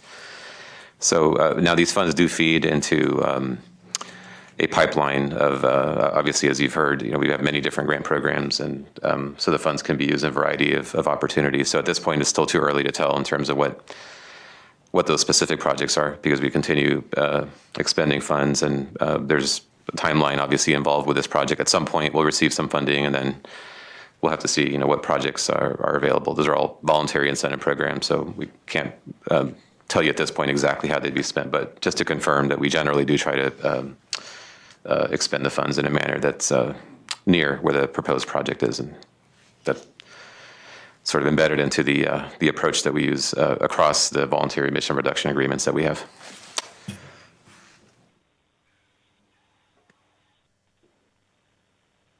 Through the chair, I see no additional board member comments. Great, thank you. So at this time, we'll go to public comment. Okay, do we have any public comment in Central? Seeing none. It looks like I do not see public comment on Zoom as well. There's no Move public. to approve. Second. Move approval. Second. Okay, we have a motion and a second. Madam Clerk, please call the roll. A little late. Mr. Bessinger? Yes. I'm sorry, I didn't catch that. Mr. Bessinger, did you say yes? I did say yes. Thank you. Mr. Couch? Yes. Ms. Fagazi? I believe she stepped away. Ms. Lewis? Yes. Mr. Mendez? Yes. Dr. Pacheco Warner? Yes. Mr. Preciado? Aye. Mr. Reyes? Yes. Mr. Rickman? Yes. Dr. Sheriffs? Yes. Ms. Sheklian? Aye. Mr. Wheeler? Yes. And Mr. Peterson? And I vote aye. Motion passes. Item number 9 is update on the 2021 wildfire season and district efforts.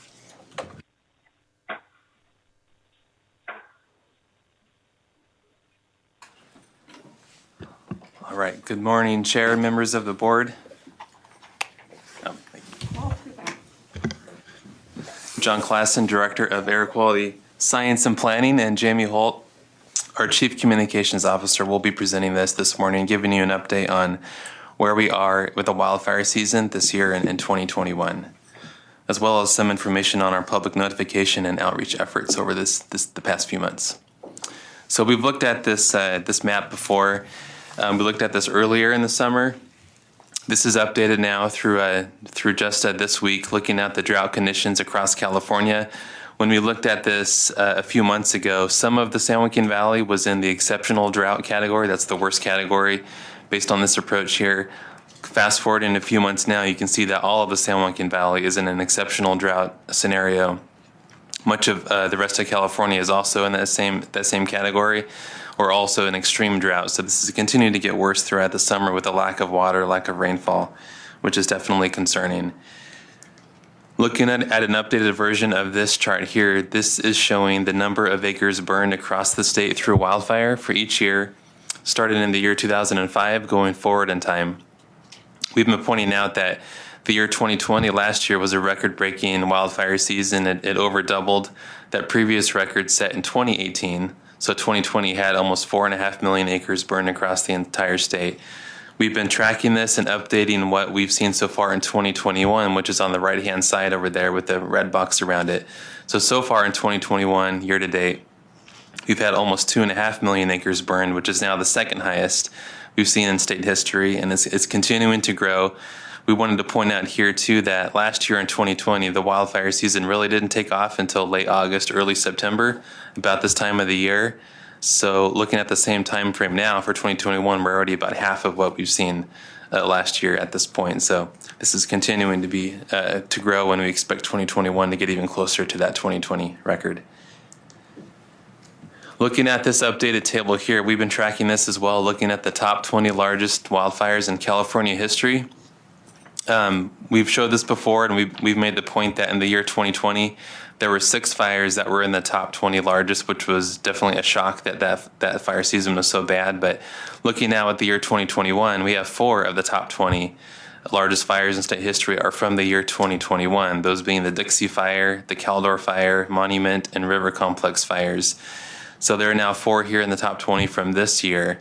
The Dixie Fire is now the second largest fire in state history. You can see it there at number 2, just below the August Complex. And the Dixie Fire is now the largest single fire in state history, where it's not a complex with multiple fires burning into one another. This is a single fire, and it is the largest now for a single fire. We wanted to give you some updated information on a recent fire that started late last week in Tulare County. I know a lot of you are aware of this fire going on. This was started from a lightning storm that came through last Thursday into Friday. Both these fires were lightning strike fires. That KNP complex, you can see there up in Sequoia National Park, and then the Windy Fire just south of there near Porterville are both producing a significant amount of smoke currently over the foothill and mountain communities, also over parts of the valley there in the southern San Joaquin Valley. So we are tracking this closely. The KNP is at about 9,000 acres, and the Windy Fire at about 2,500 acres. We wanted to show now just a few images of what the smoke has been looking like over the valley the past few months. This is about a month ago in August, and all that gray you see over California, over the valley, over Nevada, that's all smoke. You can see kind of the lighter colors down on the southern part of California, that lighter white, those are clouds, but that darker gray, that's smoke across the entire state, which really impacted the valley's air quality during this time.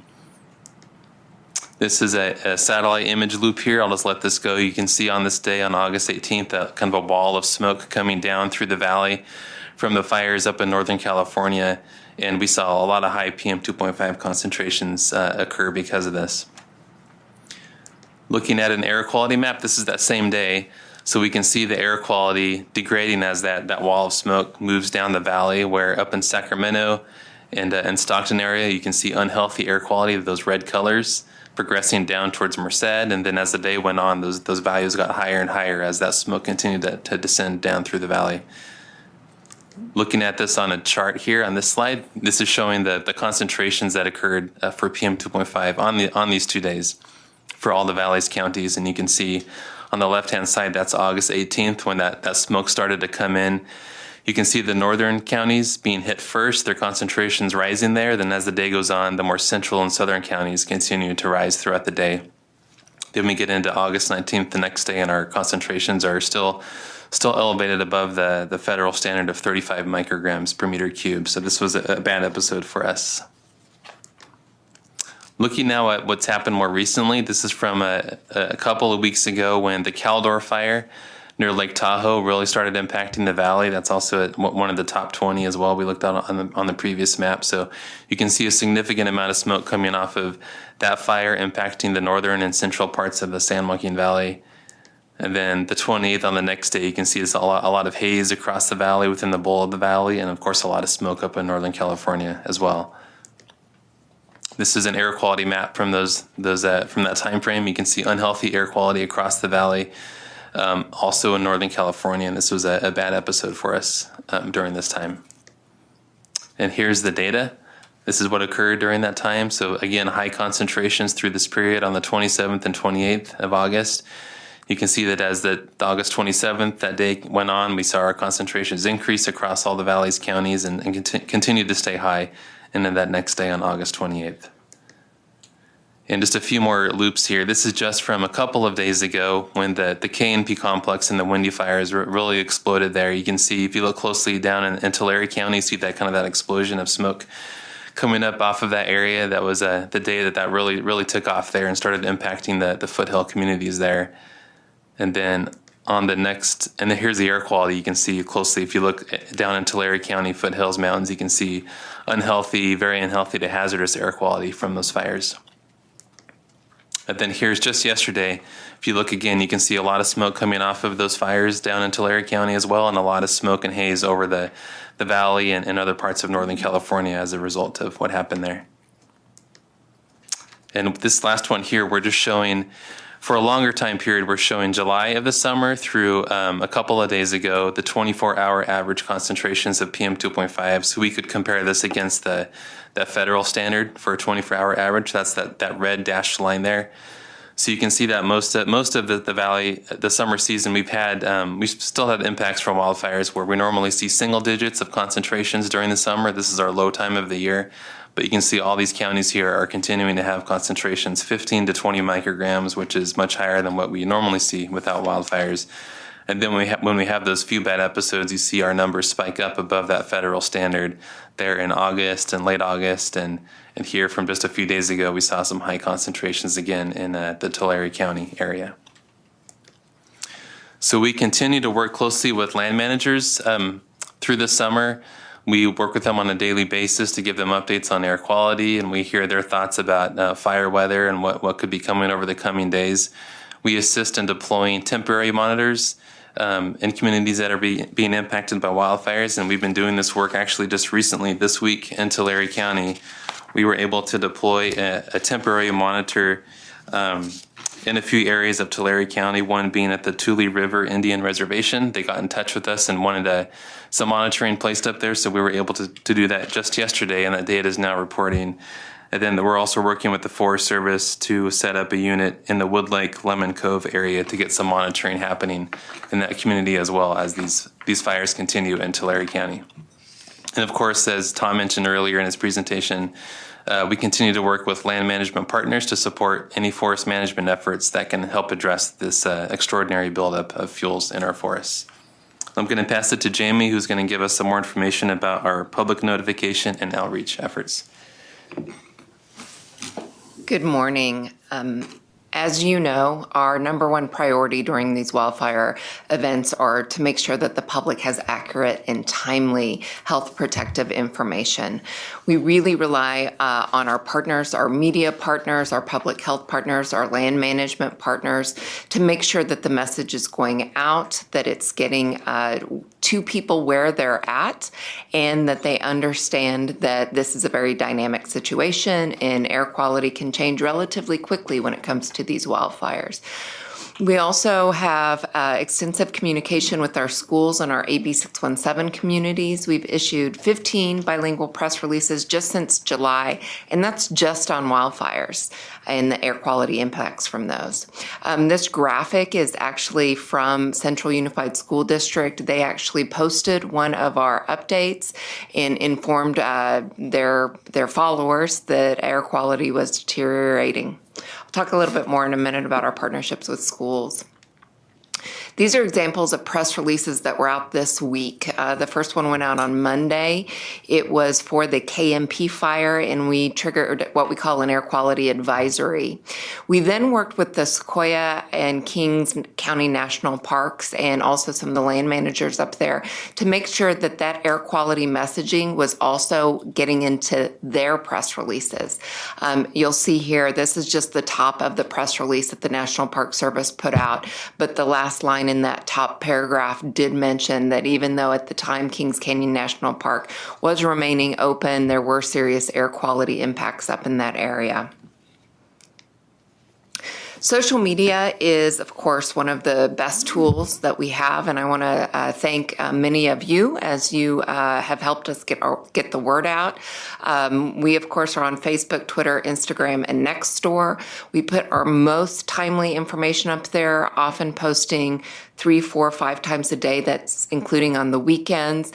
One of the other great things that's beginning to happen more and more frequently is there on the right, you'll see a notice that's actually one of our local KC24 reporters who basically just took our press release and posted it on her Twitter account. So we see a lot of that happening, and we encourage anyone to share any of our messages on social media. As you know, we have a variety of tools that the public can use when it comes to getting information on air quality, and most of them are readily available on smartphone applications or by searching a website on your smartphone. Our smartphone application has been downloaded over 41,000 times, and there is increasingly more air quality tools out there in recent years. You will even see air quality messaging on many of the weather apps that are available. Just to quickly run through the 6 pieces that are here, the 2 on the left relate to our air quality app. That's the Valley Air app. The next one is the EPA's Air Now app, and it actually references us. The information is coming from us. That 4th one is probably the one that we see folks using the most when we have these wildfire episodes. And the reason for that is that it sucks in information from the temporary monitors that John was just mentioning. It picks a few key purple air monitors. So those are the citizen science monitors that EPA knows to be reliable. It uses our federal reference monitors and those temporary monitors. And it's called the Fire and Smoke page from the EPA. And if you go to our wildfire page, and the email address will be up here in just a minute, it's front and center. It's at the very top. The link to get to our fire and smoke map you can get to right from the top of our wildfire page, where you can get a variety of more information. And I'll show you exactly where that is once we get to that part of the presentation. Then we have the basic just purple air monitor app, and sjvair.com, which is another app that relies on the local purple air monitors as well. Working with Valley Schools is a top priority. Your board has adopted our Healthier Living Schools program, which has a whole variety of components. The number one priority is focusing on protecting students' health during episodes of poor air quality. It also has tools, including a bilingual activity kit, a calendar contest, a video contest, no idling signs. It really urges students and parents to make clean air choices. During wildfire season, we often, when we send out a press release, we'll often send it directly to our contacts at over 1,000 schools throughout the San Joaquin Valley to make sure that they have the accurate information to make decisions for their schools. We really want them using the Real-Time Air Advisory Network and following our real-time outdoor activity recommendations. This program was the first of its kind and really was put together in partnership with UCSF Fresno, American Lung Association, and others. And it's been very well received up and down the valley. In light of some of those new tools that I mentioned and some of the new health research, there's really been just an increased amount of health research that has come out really in the last 2 years with regard to wildfire smoke and its impacts on health. We've begun to have some conversations with school districts, with the California Interscholastic Federation, with some researchers and others to discuss potential enhancements to our program. And over the next next coming months, those conversations will hopefully lead to some action items and some steps that we might take, in which we will eventually bring back to your board. The wildfire page, as I said, it's valyair.org/wildfires. It provides detailed information on current wildfires, hourly air quality data, health protective tips. It's updated very frequently. It says here daily, but sometimes several times a day. And it includes a link to that smoke and wildfire, Fire and Smoke EPA website, and then just a variety of other links and public health tools. This is just a quick snapshot of it, but if you see where it says wildfire information, then you see the RAN logo, and then right underneath it, it says the fire and smoke map. That's actually where you would click and you'd get straight to that kind of preferred information about the wildfires that are currently burning, including that temporary monitor information. What's great about this page is you can toggle it at the top, and you can also get it in Spanish and Hmong for those of our readers who are monolingual. We then have a variety, and these have been mentioned before, of suggested actions from our health agency partners. The number one thing that we tell people, if you're being impacted by wildfire smoke, stay indoors, keep windows and doors closed, use either a portable air filter or run your air conditioning with clean air filters, swap out your air filters on a regular basis. Reduce that smoke that's coming into your home. If you can't make a clean room in your home or a clean area in your home, seek shelter elsewhere. Avoid strenuous activity. And if you're going to use a face mask, make sure that you're using one that's appropriate for what you're trying to do.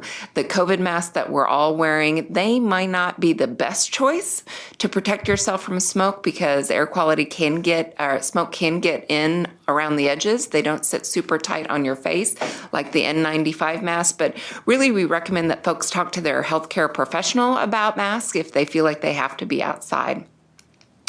This is just an example of some of the outreach pieces that we're doing, 3 different languages, and we're happy to pass these out. We're actually getting these turned into fun little magnets that you can stick on your refrigerator.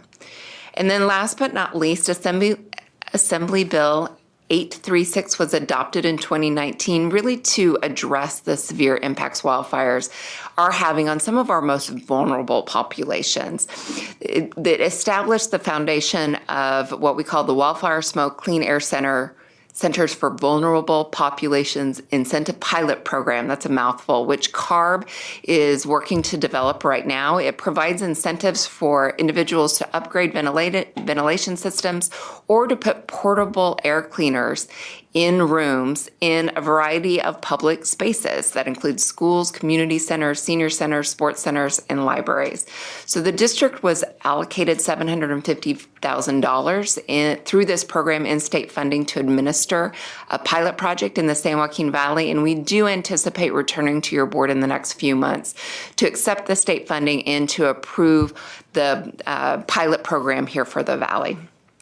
With that, I will be happy to answer any questions, as I'm sure Samir and John will as well. Very good. Thanks, Jamie and John. And questions from the board? Through the chair, I do not see any board member hands raised. It looks like, Supervisor Wheeler. Yeah, I just want to thank you guys. This is so important.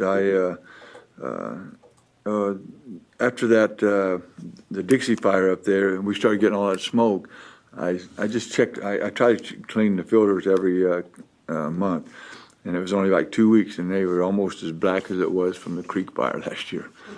I couldn't believe it. I said, oh man, I got those portable ones too. I haven't brought them in, but we've been pretty clean lately. But this morning it was really ugly. It was the sun was just a big orange glow. Couldn't even tell it was the sun. So anyway, this is so important for the people, and I've never been on that website, but I just took that note, and I'm going to see if I can find that and start posting it on Facebook's up there for those people. Thank you. Dr. Pacheco-Warner? Thanks. I just wanted to highlight just how much I appreciate seeing the Valley Air staff on the Spanish language media, just because I think that's so important. It's a big part of our population, and just seeing them giving out these messages is so important. I did have a question, and obviously, I mean, like, I'm not a communication person, so I don't know what's best, but I do find it's a little bit hard to find how to go to that page from our homepage, the wildfire page, and it's just, I wonder if it just could be like, wildfire, how you have the red banner, but it just goes to the press release. If it could go to the press release, but then maybe there could be another button that goes to the wildfire page, that might help make it easier. I always have to go through and remember where that is myself to find it. And then also when it comes to the wildfire page, which I really, really love the changes, and I love that the magnets are coming on the wildfire smoke infographic. I'm also wondering if maybe the message that you have at the very bottom of if you can smell smoke and see ash, that's an indication you're being affected by poor air quality. I feel like that should be the banner message of the things that the people should read first and foremost to try to understand, the consequence, the public health consequence of the smoke. But I mean, these are just little things, and I mean, you guys are just, like I said, just seeing the Spanish language messaging, and just really grateful for that. Thank you. Mr. Chair, just wanted to, first I want to thank Dr. Pacheco-Warner for continuing to help refine the outreach messaging and help us find opportunities for making it more accessible and more effective. She's actually been since starting on the board, actually, just jumped right into this issue and helped our staff with infographics and has a lot of great ideas. And so we'll certainly, follow up on your suggestions, Dr. Pacheco-Warner, and see if there's any opportunities for making the webpage, even more visible. I think it is right off the homepage, but if they're, maybe through the banner process and all that, and as well as your idea on, basically trusting your nose on if you're smelling something, you're probably you're impacted, so take the necessary precautions. I think those are all a great ideas. So we'll certainly follow up, and always appreciate your attention to this issue. Supervisor Sheklian? Yes, since Tulare County was mentioned a few times, and unfortunately, it's not getting any better right now. Those fires are continuing to grow with the, evacuation warnings and actually some evacuations orders. So just wanted to update that. And also, I want to thank the district for placing those monitors. We just had a public comment at our meeting on Tuesday requesting for more monitors and monitors in the southern Tulare County area. So thank you. Mayor Reyes. Thank you. Yes, I also want to thank the staff on behalf of Porterville area and Tulare County for helping to get those monitors in place. And I think that to visualize what these monitors are telling people is very important, because I can tell people and they'll think, oh, that's too bad. But when I can show them, it's really the equivalent of when you see one of these detective shows and they use the luminol and the black light and they show you what's really there that you didn't see. I think it's just as effective as that. So thank you for helping to reveal what the quality is to some folks who may not have been aware of it before. Dr. Sheriffs? Thank you. Thank you for the report. And I just wanted to highlight and thank the district staff and Samir for the, continuing to move ahead of the curve, the pilot program that you mentioned at the end of the presentation, Jamie. Looking forward to hearing more about that. Clearly addressing our status as a public health agency and looking for collaborations and ways to provide safe places for people air quality is challenged in the extreme and people may not have be able to be safe health-wise at home. So again, looking forward to hearing more about that in the future. Through the chair, I see no additional board member comments on this item. Very good. And we should go to public comment. Cynthia Pinto Cabrera. Hello, good morning, Chair, members of the board. Cynthia Pinto Cabrera with the Central Valley Air Quality Coalition. Thanks for letting us comment on this important item. In order to address the devastating wildfires and their impacts on our health and on our air, we need to address human-caused climate change. The 2021 statewide survey of the Public Policy Institute of California found that many Californians are concerned about the future effects of climate change. 6 in 10 are very concerned about climate change causing both droughts and wildfires that are more severe.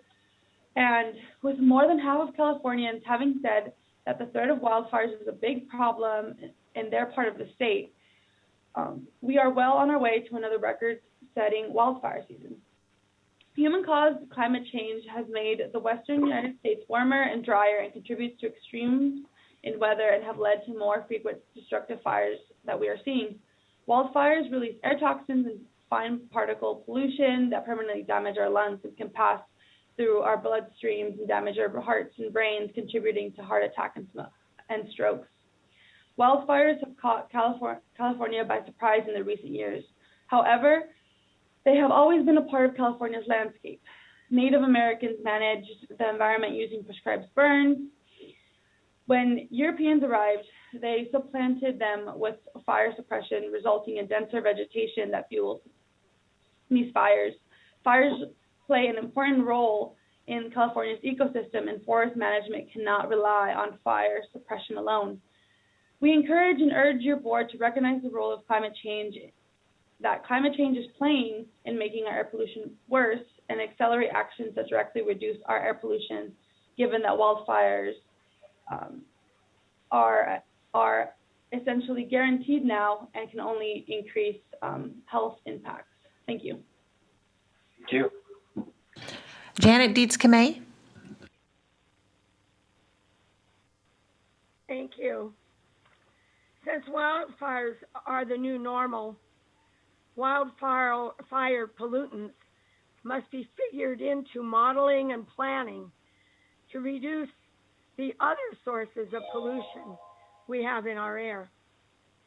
I very much appreciate the methods of notifying the public of the dangers by being outside when the air is in the unhealthy category, even when it's unhealthy for sensitive groups due to high black carbon levels.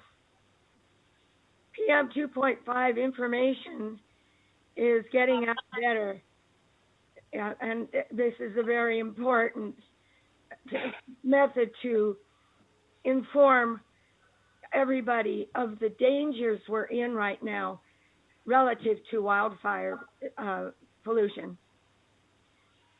I still see some people out in the unhealthy levels, and it concerns me. I had a neighbor who was out. I put on a mask and went over and talked to him about it, and he said, yes, he was aware of the RON readings. He was aware, and yet he was still out, but there you are. Some people have no internet, no access to internet, and so varying methods are really important. I suppose radio and TV are the best options in that respect. And I will share the wildfire page on Facebook to familiarize people with that tool. I thank you for the work on this.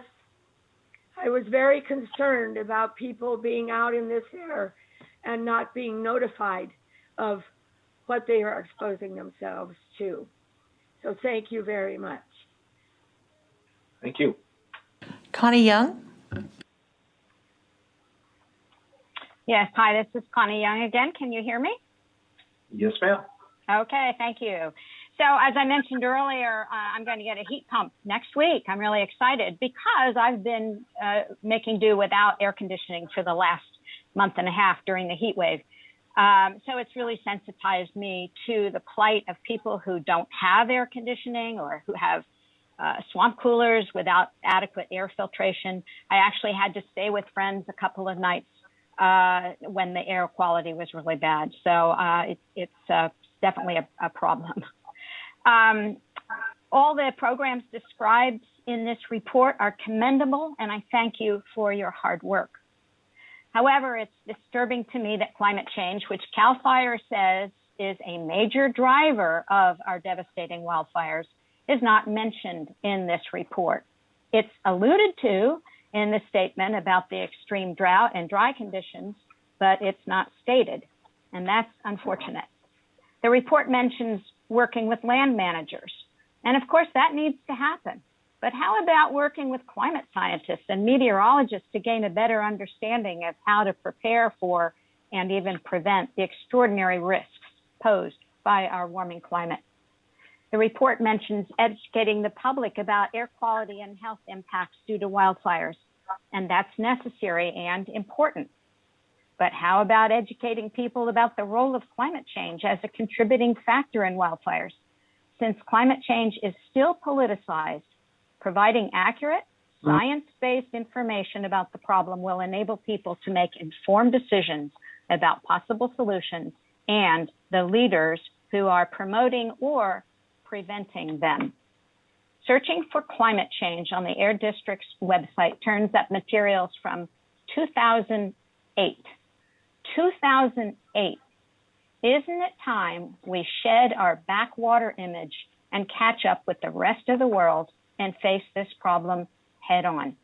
If anything can be learned from the last 4 decades, it's that ignoring this problem not only won't make it go away, but instead will enable it to spiral more and more out of control. Climate scientists say that that will lead to more severe wildfires and more smoke. Thank you. Thank you. Next is Claire Statham. Hi, I just have a question that I wondered if someone could answer. In listening to and looking at the satellite images of the smoke as it was blowing into the valley on the various days that were shown here, I noticed that yesterday would be a good example. A lot of smoke, the sun orange, the moon orange, and yet the monitor at First and Garland showed throughout the day yesterday for PM 2.5 that it was at a low, moderate level, and almost to good. And so I wondered if there's some atmospheric layer issue, or could someone please explain to me the discrepancy between what appears to be happening in the sky and what is actually being reported to the public on the monitors? Thank you. Yeah, Mr. Chair, I could just respond real quick. This is John Klassen. Yeah, we noticed that too yesterday, and there are sometimes conditions where wildfires can produce a lot of smoke, but it more stays overhead. It doesn't get down to the surface level where a lot of our monitoring equipment is. And so we can have different meteorological conditions where that can happen, which yesterday we saw a lot of smoke. Like you said, an orange sunrise, sunset. It was mostly overhead, not really on the surface as much as what can happen in different situations. So that can happen. So thanks for that point. Thank you. We do have additional public comment here in Central.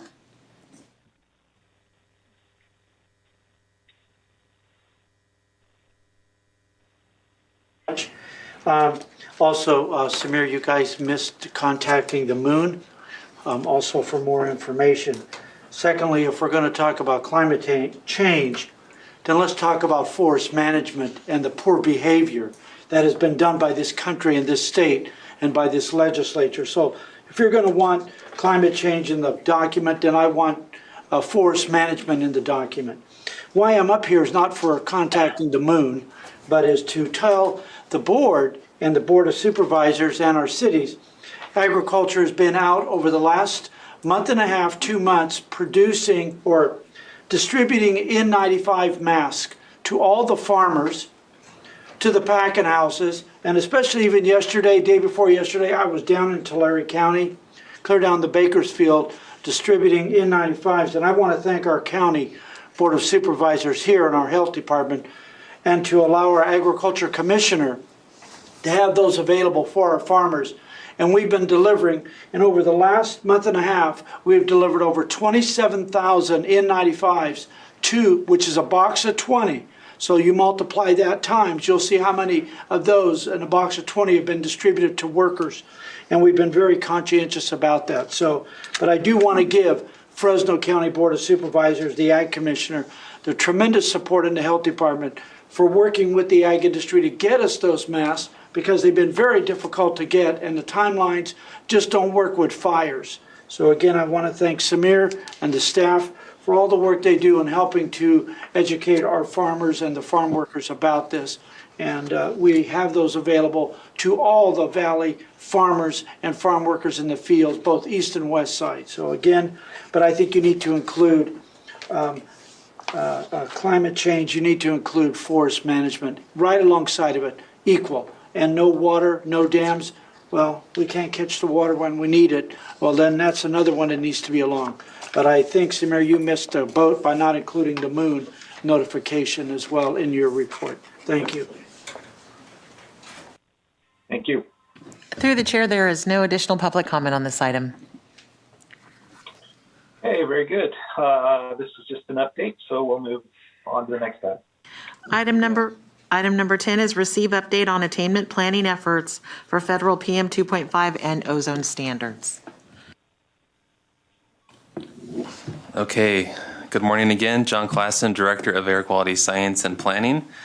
And I'm joined by Jessica Correa, Program Manager, and we're going to present to you an update on an overview of where we are in implementing attainment planning efforts for both PM 2.5 and ozone.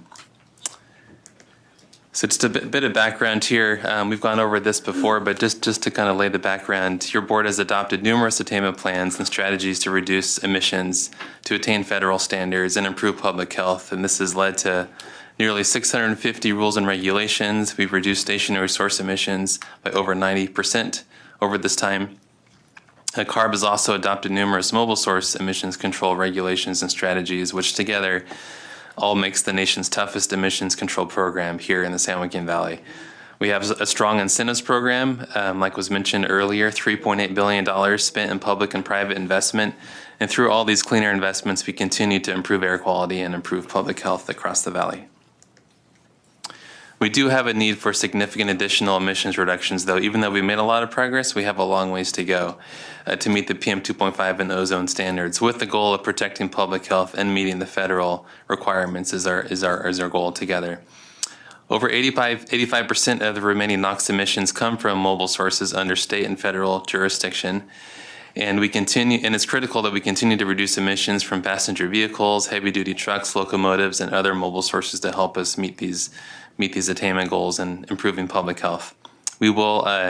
This will require a concerted effort by us here at the district and CARB and EPA together to identify additional measures and funding for transformational transitions to new vehicle and equipment technologies to get these reductions that we need. So the latest attainment plan that we put together, this was from about 3 years ago, our 2018 PM 2.5 plan, and this addressed the latest PM 2.5 health-based standards. And this included a number of strategies and measures in here, from regulatory measures, incentive-based measures, the state mobile source strategy, our hotspot strategy, more public outreach and education, technology advancement demonstrations, and a call that state and federal governments do their part to reduce emissions here in the valley. And this plan was developed through an extensive process leading up to that 2018 adoption. And this plan did address 3 different standards. Just wanted to lay this out here for a minute. The first standard this plan addressed was the 1997 PM 2.5 standard. That's comprised of 2 different parts, a 24-hour standard of 65 micrograms and then an annual average standard of 15 micrograms. Within this 2018 PM 2.5 plan was what's called a Serious Area 5% attainment plan, which we now have an attainment deadline of December 31st, 2023, and this was done through a revision to the SIP that we brought to your board just last month. The second standard addressed in this plan is the 2006 PM2.5 standard, where in 2006, the 24-hour average standard was lowered to 35 micrograms per meter cubed. Within this plan is a serious area plan with a 5-year extension request, which EPA did approve last year, which gives us an attainment deadline of the end of December 2024. And the last plan that this plan addresses is the last standard this plan addresses is the 2012 PM2.5 standard, where in 2012 the annual standard was lowered from 15 micrograms down to 12 micrograms per meter cubed for an annual average. And this plan includes a serious area plan with an attainment deadline of December 31st, 2025. So some points here on the health effects of PM2.5.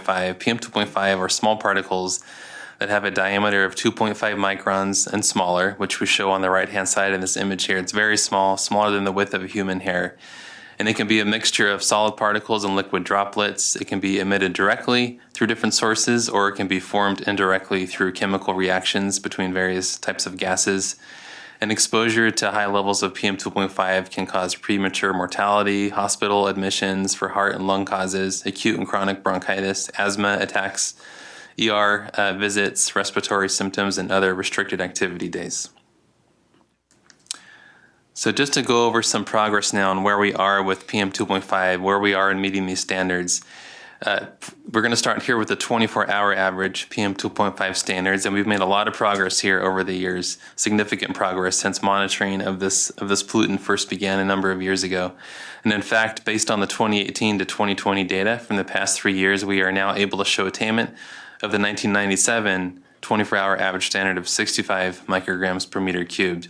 And in fact, EPA approved a district and CARB exceptional event documentation package that we presented to EPA earlier this summer for the wildfires that occurred in 2020. And in July of 13th, EPA approved that. And because of that, we are now able to move forward. We have a path forward to be able to prepare the formal documentation that we've attained this part of the standard, and we are working with the EPA on that.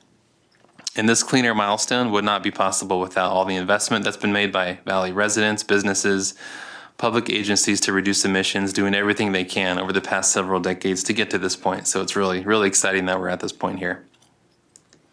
Just showing this on a chart, the progress that has been made. Looking back in time on the left-hand side, this is early in the 2000s when we first started monitoring PM2.5. And this is the design value, what we're showing here, and that's the official metric we use to compare ourselves to the federal standard. That's the green dashed line there. That's the 65 microgram standard. Looking back in time on the left-hand side, our design value for the 24-hour average PM2.5 was about 90 micrograms, significantly higher than that 65 microgram standard. You can see as time has gone on, we've progressively gotten better, but have been impacted by different periods, like a wildfire period in 2008, which you might remember significantly impacted our data during that time period. And then the onset of the drought in the 2012-2013 period really made our values increase during that time as well. But in recent years, if we remove all of our wildfire impacts, we are now attaining that 65 microgram standard. And looking at this a little bit differently, instead of just looking at the peak value in the valley, this shows kind of the entire valley, the progress that we've been making since the year 2003 on the left-hand side there, the top left, those red areas you see in the map there. Those are areas that were above that 65 microgram standard at the time. And then going forward to the right, you see that progressively getting better until where we are now with the year 2020, that last year of full data, where all areas are now attaining that standard. And then we're projecting that by 2024, we will attain the next standard of 35 micrograms by that 2024 deadline. Looking now at the annual average of PM2.5, this is the other type of standard that's out there. So besides the 24-hour, there's now an annual average as well. And this shows a chart showing that the progress for both the Fresno and Bakersfield areas over time. Looking back in the early 2000s, you can see that in Bakersfield, for example, the annual average values were 22 to 23 micrograms. Going forward in time, you see this progressively get better. We see this few little bump ups from the wildfire period, from the drought period, making it go up. But going forward in time now, in recent years, we are right at that standard. So it's great to see the significant progress made here for both these areas of the valley. And again, looking at this across the valley, instead of just looking at those two sites, we want to see about progress overall across the valley over time.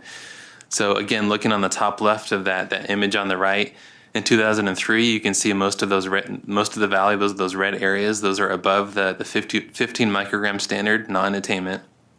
Going forward in time, 2013 towards 2020, we see this progressively getting better. Where the year 2020 now, we are in attainment of the standard except for the Bakersfield area, which Jessica will talk a bit more about. And then the year 2025, we were projecting we will attain the 12 microgram as well.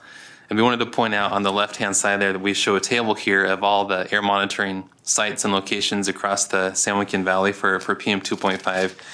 Even though Bakersfield is the one area that's not attaining that 15 microgram standard in the year 2020, you can see that the rest of the valley is already there. We are attaining that standard already, which is great news. It's just one last area we're working on, and that's through a technicality that Jessica can explain.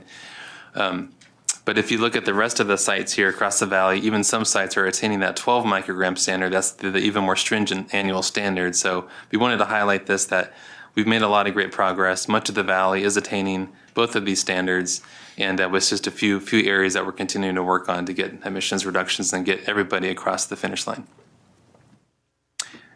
And at this point, I'm going to turn it over to Jessica, who's going to go over some more information about our progress in implementing our PM 2.5 attainment strategies.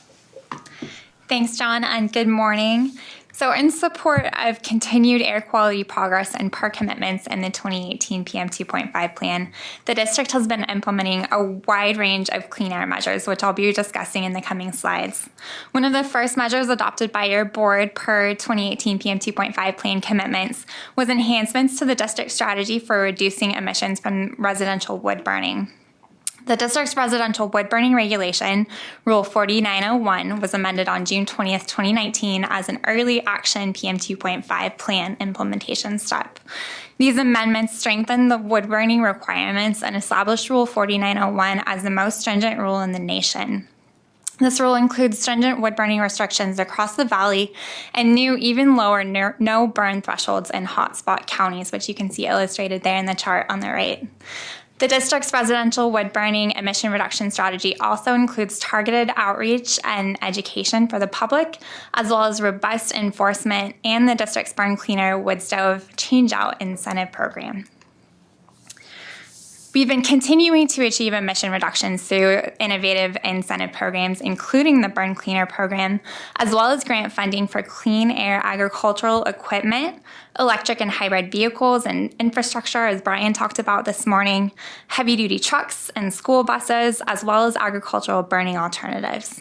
Now, these slides illustrate just an overview of some of the great incentive programs offered by the district. I'll be providing a more detailed profile for selection of these programs in the coming slides. So I'll begin with the district's low dust nut harvester program. This new program promotes the deployment and evaluation of low dust technology on a broad scale to cost effectively reduce localized community impacts of harvester dust. The district has provided over $9 million in funding to date, and so far we've deployed over 101 new harvesters throughout the valley.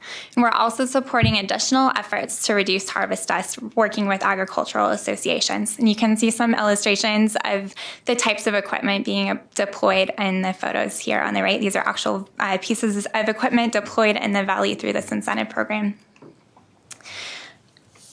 Now, in June of 2021, your board adopted a strategy for the near complete phase out of remaining agricultural open burning by the end of 2024. As you know, significant incentives are required to assist growers with the transition to new alternatives, and the district's Alternatives to Agricultural Open Burning Incentive Program is key to supporting this strategy. To date, over $40 million has been provided to support orchard and vineyard soil incorporation projects on over 49,000 acres and supporting the incorporation of 1,345,000 tons of biomass to date. There's also a need for focused efforts to address barriers to new bioenergy solutions, combined with the new incentive funding that your board accepted from the state, which was $100 million coming to the valley to further support transitioning to alternatives. The district has also been working to reduce emissions from landscaping equipment. Since 2001, the district's Clean Green Yard Machines residential rebate program has provided funding for Valley residents to replace gas-powered lawnmowers with zero emissions equipment. And in 2019, your board expanded the program to include other types of yard equipment like trimmers and edgers.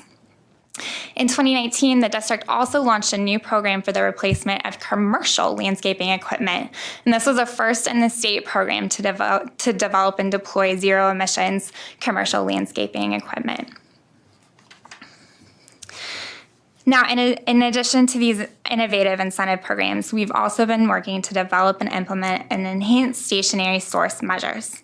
Your board has adopted amendments to Rule 4311, which is further strengthened requirements for industrial flares across oil and gas production facilities, refineries, landfills, wastewater treatment plants, and other sources. Amendments to Rules 4306 and 4320 establish lower emission limits for boilers, steam generators, and process heaters used at a wide range of industrial sources. And amendments to Rule 4702 establish lower emission limits for IC engines used at a wide range of industrial and agricultural sources. Also in 2020, your board adopted a new under-fire charbroiler strategy focused on engagement with restaurants, technology advancement, and future regulatory consideration. Now, the district is continuing to develop additional emission reduction measures for board consideration, including current work on amendments for rules for glass melting furnaces, solid fuel-fired boilers, steam generators, and process heaters, and conservation management practices at agricultural operations. We'll also be working to quantify emission reductions from the Burn Cleaner Wood Stove Change-Out Incentive Program and other creditable incentive programs. Now, through the implementation of these great programs and upcoming actions on these measures in 2021 and 2022, the district is on track to meet the emission reduction commitments needed for attainment of the PM 2.5 standards. Now, CARB is also progressing in implementing its mobile source SIP strategy. Back in December of 2019, CARB took an action to quantify the significant emission reductions being achieved through accelerated replacement of agricultural equipment. In June of 2020, the CARB board adopted the Advanced Clean Trucks Rule, which is a point-of-sale phase-in rule. And in August of 2020, CARB adopted an omnibus rule package that included low NOx level emission limits for heavy-duty trucks. Additional commitments in the 2018 PM 2.5 plan by CARB are ongoing, including accelerated replacement of heavy-duty trucks and off-road equipment, the adoption of the Advanced Clean Fleets Rule, as well as the Advanced Clean Cars measure, a rule for small off-road engines, as well as a statewide locomotive strategy, and the heavy-duty truck inspection and maintenance program. CARB is also currently working on the development of their 2020 mobile source strategy, which John will discuss in further detail later in the presentation. Now, with ongoing implementation of the Joint District and CARB PM 2.5 attainment strategy, in the coming slides, I'll be discussing the status of EPA review of the portions of the 2018 PM 2.5 plan related to each of the federal PM 2.5 standards. I'll begin with the status of the 1997 PM 2.5 standard, which your board took action on last month. And again, this standard has two portions based on averaging time. So related to the 24-hour standard, as John mentioned, in July of this year, EPA approved the district's exceptional events demonstration for this standard, meaning that the Valley is now able to demonstrate attainment of the 24-hour standard. And EPA is officially working on formal attainment documentation. Related to the annual standard of 15 micrograms, in July of 2021, EPA proposed disapproval of the plan for the annual standard due to the inability to demonstrate attainment at one Valley site, and that's a CARB-operated site at Bakersfield Plans, which was impacted by data collection issues as well as by wildfire impacts. Now, in August, the district board adopted plan revisions to address this proposed disapproval, and we wanted to highlight that in September, CARB will be considering these plan revisions for submission to EPA. For the 2006 24-hour PM2.5 standard of 35 micrograms, in June of 2020, EPA approved this attainment plan, and this included a demonstration that the most stringent measures feasible for implementation are required in the Valley. Now, as discussed, CARB and the district are actively implementing the aggressive attainment strategy needed to achieve the significant emission reductions needed to meet this standard by the 2024 attainment date. Last but not least, EPA is continuing to review the portion of the 2018 PM2.5 plan related to the 2012 annual average PM2.5 standard. In September of 2021, EPA proposed approval of the moderate area requirements for this standard, and also proposed reclassification of the Valley to a serious area, establishing a planned due date of September 2023. Now, your board has already addressed the serious requirements in the adopted 2018 PM2.5 plan years ahead of this planned due date. The district is working with CARB to submit additional technical information as needed to support EPA review of this plan, and there's projected EPA action by spring of 2020 on the serious plan for this standard. So with that, I will turn it back over to John, who will be discussing next steps for ozone planning and next steps in the attainment planning processes. All right, thanks Jessica for that overview. So changing gears here now to ozone, we wanted to highlight here the efforts that this district and your board has made to set up various strategies and attainment plans to address the ozone standards. And ozone really is a summertime issue. For us, it's primarily due to combustion-related NOx emissions trapped on the valley floor. When we have high pressure systems coming over us, placing a lid on the valley, we can get emissions trapped. We can have sunlight creating ozone concentrations here in the summertime. And we've had a number of plans that have been put together to address ozone concentrations and attain the federal standards. One was the 2013 ozone plan. And the Valley does now meet that 1 hour ozone standard, which was a big milestone for us a few years ago. The 2007 ozone plan addressed the first 8 hour ozone standard. And that included a black box of unidentified measures. But the Valley is now on track to meet that deadline by 2023 for this. We've made a lot of progress. Our latest ozone plan was in 2016, about 5 years ago that was established, and that deadline is 2031 to meet that standard, and we are continuing to make progress, and we're on track for that. And I did want to note here that for the 1 hour ozone standard, the San Joaquin Valley is the first and only region in the nation where we were once classified as extreme non-attainment for a standard to finally reach attainment of that standard, so we're really proud of that fact that we've made so much progress. A few points here on the health effects of ozone. Like I mentioned, ozone is formed through reactions of NOx and VOCs in the presence of heat and sunlight, which can happen during the summertime with all the solar radiation that can occur. And we see high ozone in the summertime with peaks happening in the middle of the day when that solar radiation hits its peak.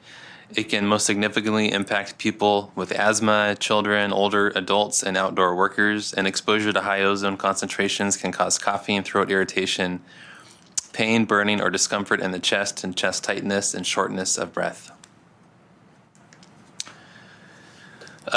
We've made a lot of progress, like I mentioned, in reducing ozone over time. We've had significant investments to reduce air pollution, and looking at some of the standards here and the progress that we have made, we're looking up to the year 2020 compared to a point in the past.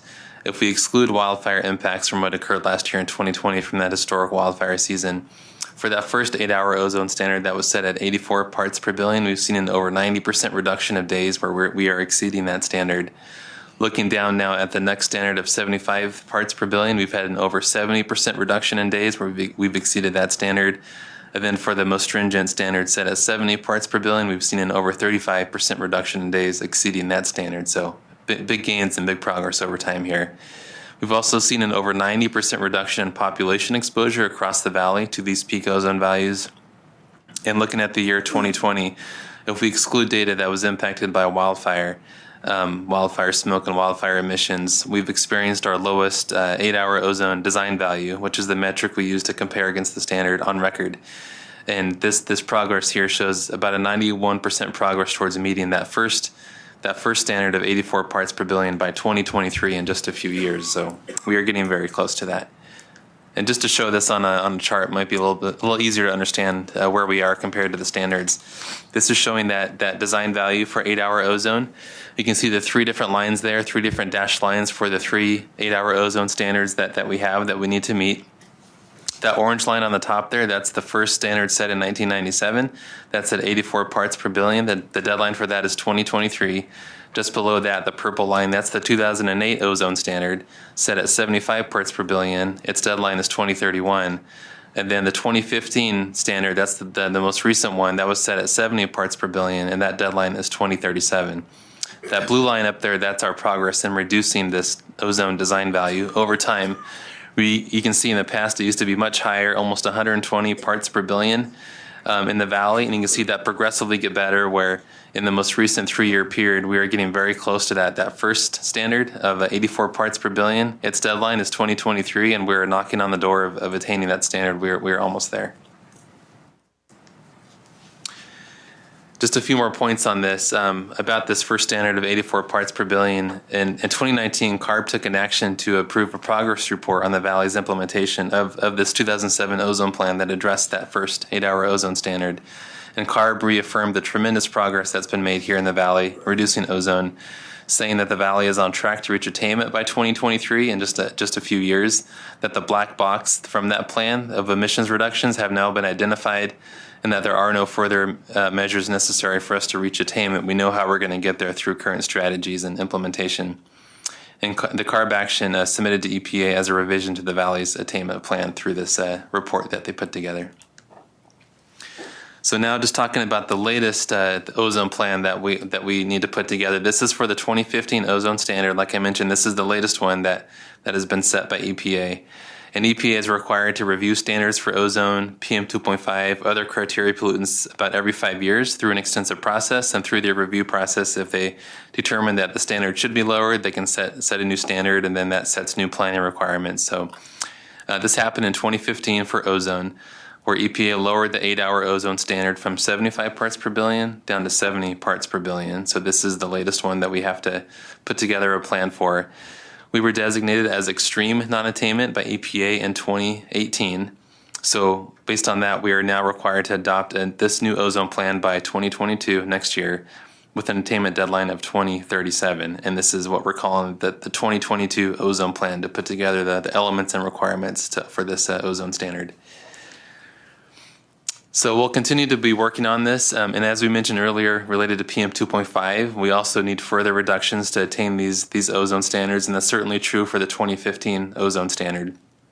Similar for PM2.5, with the majority of NOx emissions in the Valley coming from mobile sources that are under state and federal jurisdiction, we need to continue to have huge efforts to reduce emissions from passenger vehicles, trucks, locomotives, and other mobile sources to help us get to these standards.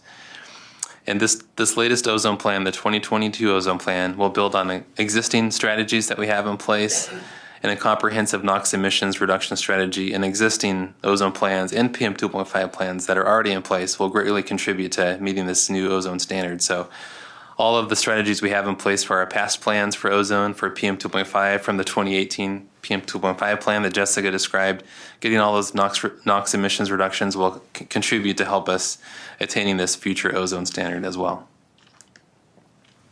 Just a few points here on where we are in our progress in developing this latest ozone plan. We've already taken care of a number of elements in 2020 on the left-hand side there.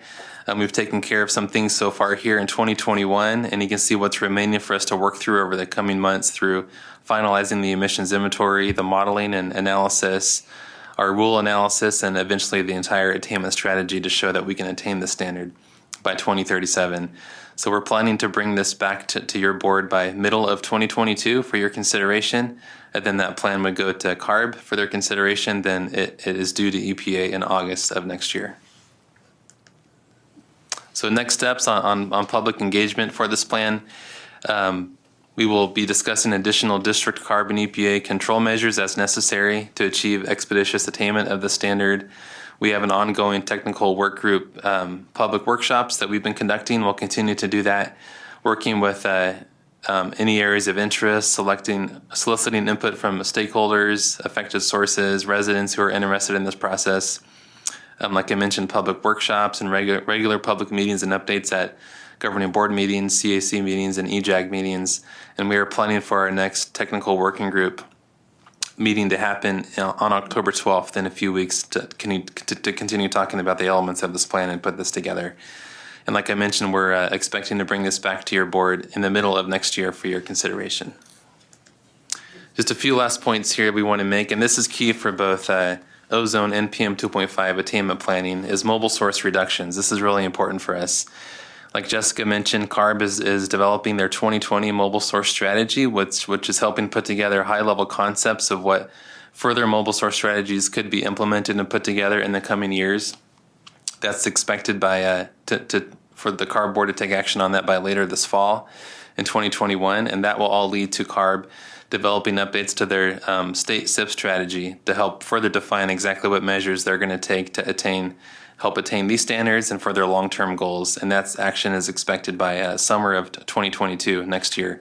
We'll see the final details of that. And it really is critical that the state mobile strategy address the Valley's near-term public health and attainment needs, because we have attainment deadlines facing us right now for ozone for 2023, for PM 2.5, 2024, and 2025. We need reductions right now, so that's really critical for us. And fulfilling the existing near-term commitments, it really is essential to attainment and protection of public health. And as I mentioned, we also need stronger federal action on mobile sources at a national level. That's also really essential for us. And we've, as Tom has mentioned, we've continued to advocate for stronger heavy-duty truck, locomotive, and other national standards to help get more NOx reductions from the sources that are controlled by the federal government. And there are consequences of not meeting the federal requirements. We wanted to make this clear as well, that there are negative impacts to public health, particularly in disadvantaged communities. There could be significant barriers to new and expanding businesses through permitting offset sanctions. There could be a loss of federal transportation funding in billions of dollars across the Valley, and a loss of local control through EPA implementing a federal implementation plan, which could include the potential imposition of various draconian measures like no drive days. And finally, just to wrap up, a few points here on contingency measures for attainment planning. These measures are required in an event that a region does not attain or meet a required milestone in a plan. And these measures by design are very difficult for an extreme or serious non-attainment area to meet, which is like us. We're extreme non-attainment for ozone, serious non-attainment for PM 2.5. Because of those situations that we're in, we already do everything we can possibly do to get emissions reductions from all the different sources we have jurisdiction over. We're doing everything we can. But through the contingency measure requirement, we have to keep something in reserve and hold it back to only use if we don't attain a standard or if we don't meet a milestone. So it's very difficult to meet this requirement that's in the Clean Air Act for extreme and serious non-attainment areas. And there have been recent court actions that make this already very difficult contingency requirement almost potentially impossible to meet for the Valley and other non-attainment areas throughout the country. EPA is working to clarify the contingency requirements, and in recent actions, EPA has proposed to disapprove the district and CARB submitted contingency measures for the PM 2.5 standards that Jessica went over as well. But we will be working closely with CARB and EPA to develop an updated contingency measures for PM 2.5 and ozone in the future, and we'll bring it to your board for consideration once we have all of that developed. And that's it for our update on the status of these attainment plans, and we'd be happy to answer any questions. Great. Thank you, John and Jessica. Questions from the board? Supervisor Wheeler? Yeah, wow. On page 33, I'm looking at it, it says zero emission vehicle is ZEV, and what's a PHEV? This would be plug-in hybrid electric vehicles, like a Chevy Volt. It's got some battery and some gas, and you plug it in for the battery portion, but it's still a hybrid vehicle. Okay, never seen that one before. This is amazing, I tell you. But what I had my name up there first. We got a great big fire, and it's putting out smoke you can't believe out on 41. The auction house is on fire. It's already burnt that building, and it's burning one right next to it. And I got some pictures here. It's really ugly. So, and it's pure black smoke going up. So, It's going to really help the air around there. They're evacuating all the houses on the back of it there. It's a little business strip where Arco and stuff that are there. I got pictures of it going, see. Not too good.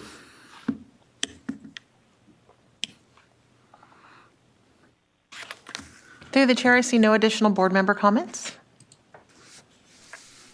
All righty, that's that. We'll go to public comment. Cynthia Pinto Cabrera.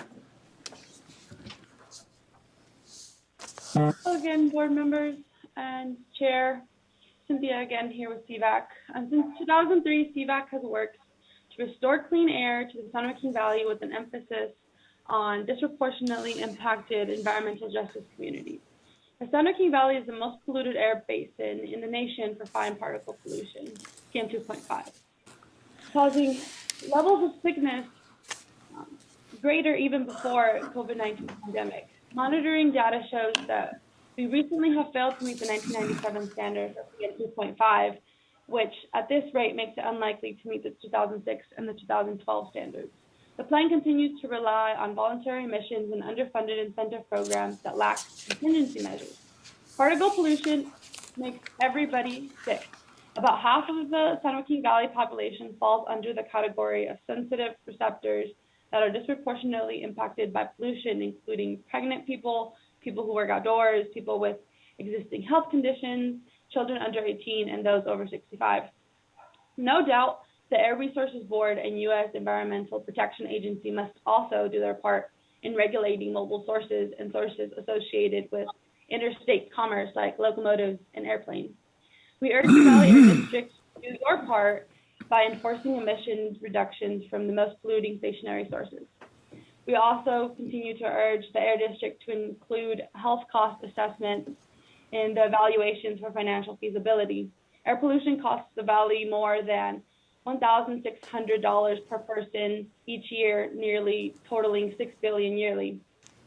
These health costs and disproportionate impacts in environmental justice communities must be factored into determining what is financially feasible. Every planning process is an opportunity to achieve significant reductions in emissions and to protect public health of those most impacted. CVAC and our partners are committed to continuing to work with Valley Air District staff in restoring clean air into the Valley, and we look forward to continued collaboration. Thank you. Thank you. Janet Dietz-Kamay. Mr. Chair, before we move on to the next comment, I was wondering if I could just take a second to provide a little bit of response and just clarifying information on the prior comment. Would that be okay, Mr. Chair? Yes, sir. If you could call up the PowerPoint presentation again, just wanted to make a couple of points. And first, I just wanted to thank Cynthia for her comments. And we do look forward to working with you and the team there at CVAC to look at these issues closely. And we have that ozone process as well, which I think is going to be a great opportunity for continuing to look at additional creative emission reduction measures. So definitely want to take you up on that offer. I just wanted to move to slide 11 really quickly and just wanted to hone in on a point that John raised earlier, but I think is important, for the public to see and understand in terms of where we are with that 1997 standard and really how close we are already. So if you look down this table there on your left-hand side, you have one site that is over the 15 microgram standard, and that site actually is over because of a data collection issue at that site. And so the value that you see there has that issue embedded into it and is just over the standard. And as you go down the list, you see that there's a few sites that are still have some work to be done. And then as you go down, you see many sites throughout the valley are actually already meeting not only the 15 microgram standard, but also the 12 microgram standard. And over the coming years, you'll continue to see those values drop significantly, but it is relying, and the second component to that, on very, very significant emission reductions that we have to achieve collectively between the district, CARB, and EPA. So I just want to make sure when we talk about the 97 standard, that we're painting a clear picture about where this region is and really, just how close and actually are really there if you really take into consideration the the issues that that led to that one peak value, which I'll remind the board and the public is located at the airport, next to a helicopter, landing pad, and there's some unique issues and considerations, kind of around that site, not to mention the data issue that was experienced in 2018 as part of that 3-year design value. So we can talk some more about that for anybody who has questions about that, but I just want to make sure that's clear. And we agree that stationary source measures should be continually, evaluated, developed, and enforced. And so I think the staff went through many of the examples of just in the last year of regulations that the board has gone back, has taken a look at everything from flares to engines to boilers, steam generators across a variety of different regulated stationary sources. And this year into the future, we'll continue seeing, as was discussed, many other measures. And with the ozone plan, there's even more work ongoing there. So I just wanted to encourage any members of the public who have additional ideas for emission reduction measures, not only on our local stationary sources that are continually being regulated through the examples that that we just mentioned, but also what residents can do, what the state can be doing with their mobile source measures, and also what EPA can be doing, because ultimately the penalties are local, they're on the region. When we all know just how much of the air pollution problem also falls under state and federal jurisdiction. We really need to work together to make sure that we have a collection of measures across all of these different areas to meet these goals. I'll turn it back over to you, Mr. Chair and board members. Or public comment, sorry. Yeah, thanks. Janet Dietz-Kamay. Thanks, Mayor, for the clarification. Thank you. My voice is worsening. 2015, we started this 2.5 plan, and I was saying then the urgency of bringing down PM 2.5. And of course now, with wildfires being our new norm in the summer, previously the summer was not as bad as the winter, but now we have both summer and winter. So PM 2.45 sources, the other PM 2.5 sources, need to be singularly reduced. There is improvement in the summer regarding PM 2.5 until, of course, the wildfire smoke becomes a part of the air, which starts earlier and earlier each year. I have said repeatedly, stop residential burning. Residential burning needs to be stringently enforced. In my neighborhood, people just go ahead and burn on non-burn days. They don't care. So they're burning. And the only way you get around that is to prevent residential burning. Because then if you go out and find someone burning, and that includes someone in the backyard with an outdoor fireplace, it's easier to enforce. Ozone. I am in the category of asthma and elder. And so I have 2 counts against me on ozone. I cannot get air in.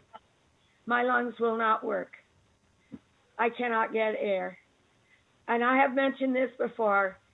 It is like putting a plastic bag over my head, holding it against my neck, and trying to breathe in. Try that.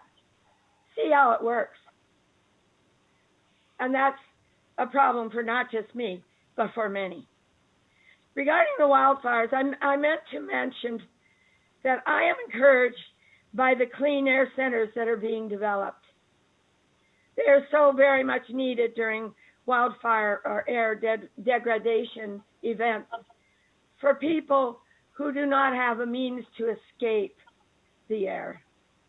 And I want to give a thank you for developing clean air centers for those who suffer the most when our PM 2.5 from wildfires is present. Thank you. Thank you. Next is Connie Young.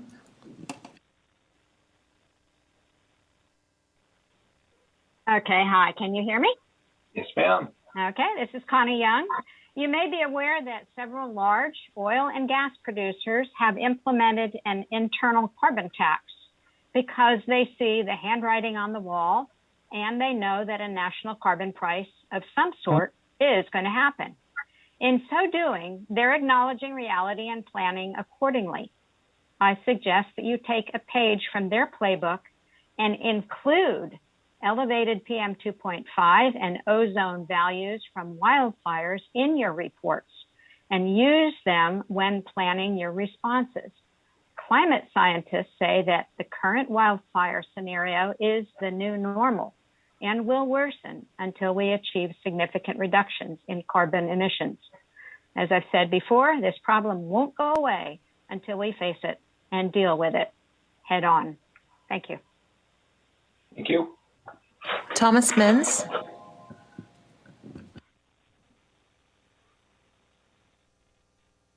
Yes, good morning. I assume I'm audible. Yes, sir. Okay, I just have one question that I hope John or Jessica or Samir could answer for me, please. When EPA determined the Valley's attainment failure for the 1997 annual standard, EPA also made note of the failure to provide contingency measures in the 2018 PM25 plan. Should any of the hotspot counties fail attainment, which Kern County now has failed, will the Valley provide contingency measures under Rule 4901, additional measures to reduce residential wood burning emissions to address this deficiency in the plan EPA has identified? I just note the board moved in great haste to adopt the 2024 attainment date, but I haven't heard anything to address this other defect in the 2018 PM25 plan. Is there some date by which the contingency measures should be adopted or need to be adopted? Or does this new later attainment deadline obviate the need to address the plan deficiency? Shouldn't new contingency measures be in place in Kern County right now? I mean, there are plenty of other measures the Valley could adopt. There's other air districts and other states have adopted or achieved in practice, like banning the thousands of old, highly polluting, uncertified wood stove, or banning residential wood burning at a more stringent threshold, or banning all non-essential residential wood burning entirely, unless there's no other source of heat. I mean, EPA has even expressly recommended the district consider adoption of these and other measures that other air quality advocates have been urging for years now in some of other EPA commentary. So if you could just please respond to that one question, I'd very much appreciate it. Thank you. Thank you.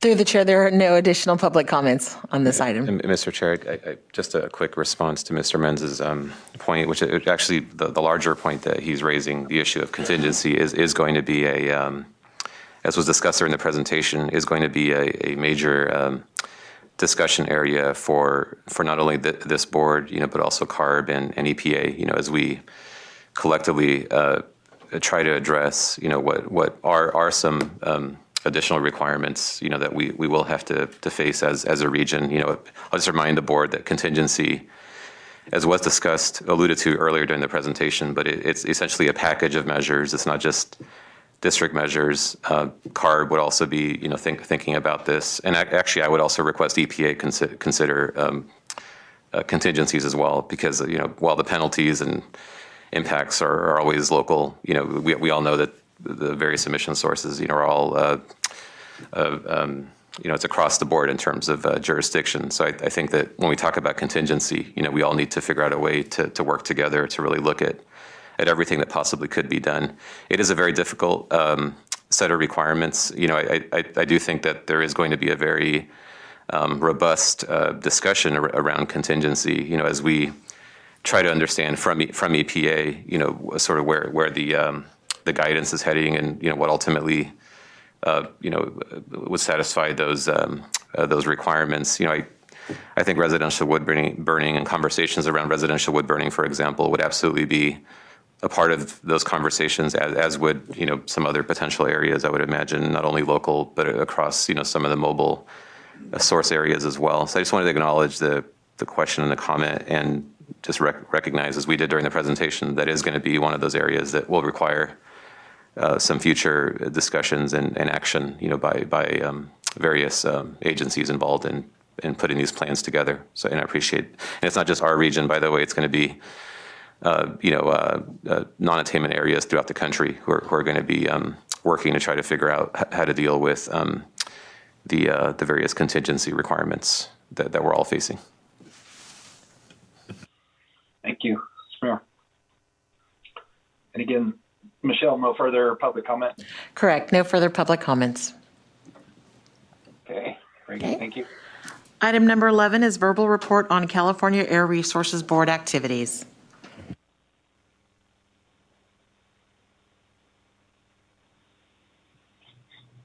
So much. Thank you.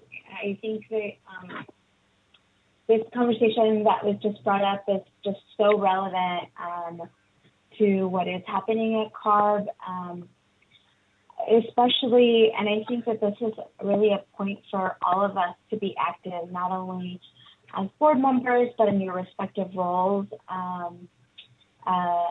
as decision makers, because we do have some very, very important regulations at CARB coming up that have a tremendous impact on the conversations we just had, on the ozone plan, on the PM. And as Samir mentioned, because so much of the reductions that we have to make in our region are mobile source reductions, and the rulemaking right now are being delayed. So, for example, the mobile source strategy was delayed until December, and the advanced clean fleet actually has been delayed until next summer. That sort of leaves us in this sort of limbo that actually right after this meeting, I'm going to be jumping on a joint meeting with South Coast, which is in a very similar position as we are, and EPA and CARB at a joint meeting to discuss particularly these attainment issues. But I do think that we all really have to have an active role in really emphasizing that we need that side of the coin to really, perform, so that we can, so that it's not, the burden isn't solely on SJV to do these, to get these plans where they need to be and to get us into compliance. And so I think, definitely, I'm there as your voice, but also I think them hearing from you and your municipalities as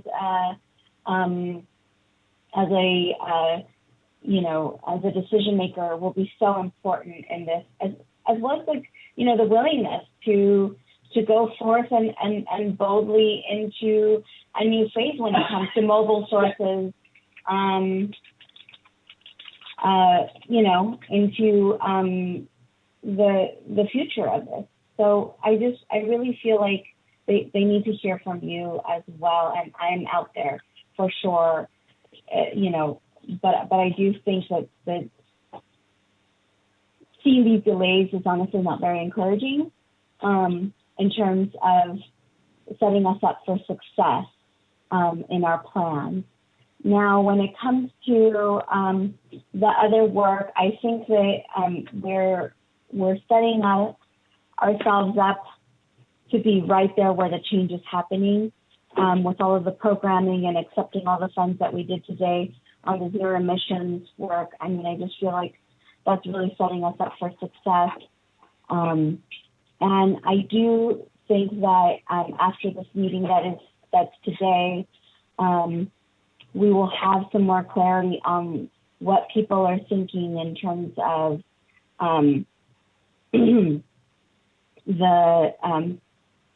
how we're going to all be players, not just SJV, but the EPA and CARB working together for the San Joaquin Valley, not just our own air district. So that's my comment. Thank you. Item 12 is Executive Director EPCO comments. Thank you, Mr. Chair. Just really quick, just wanted to provide an update to the board and the public regarding the potential of a governing board study session that traditionally has served as a venue for a more casual setting for talking about items of strategic interest. It's something that has been impacted, obviously, by the pandemic and difficulty in having face-to-face interactions and just a variety of difficulties associated with that. We are still looking for when that might make sense to do. I'll keep the board posted on this, and we would bring that. Traditionally, the process has been to bring the potential agenda to the board. That would also establish a date for that. But I just wanted to let everybody know that we're still considering doing that and waiting for the right time where we could all do that safely and in a manner where we get good participation from board members and the public as a part of that. Just a little bit of an update on that. I also wanted to thank the board members for participating in the various clean air vehicle clinics and events that we've been letting you all know through as these get scheduled by Valley Can and through our outreach mechanisms. We're going to continue letting the board members know about these upcoming opportunities, and that way you can continue participating as your schedules allow. I really appreciate your ongoing involvement in those, and I'll make sure that you keep getting notice on those. And I just wanted to also let you know that we were successfully able to launch on September 1st the significantly ramped up Alternatives to Open Burning grant program that had those major additions to the program, along with the expanded shipping capacity component, which is oversubscribed. There's a lot of outreach going on right now to growers to make sure they're aware of all these various resources as they think about coming out of, especially now coming out of some of the harvest activities and do planning around these issues. We're working very hard on that front, and if anybody needs any information, please let me know and I'll make sure I connect you with all the right resources on that. But there is very significant outreach ongoing right now. And my last update will be just to let you know that the annual report, the district's annual report to the community, which has been a great resource for sharing various information about our activities here. It is available now in both English and Spanish. It's been translated. We have some copies available in print, and it's up on our webpage as well. Just wanted to make sure you were aware that it is available, and that if you had any specific needs for printed copies, please just let me know, and I'll make sure I get those to you in whatever numbers that you need. And with that, I'll turn it back over to you, Mr. Chair. Thank you very much. Very good. Thanks, Mayor. Go ahead. We'll go through,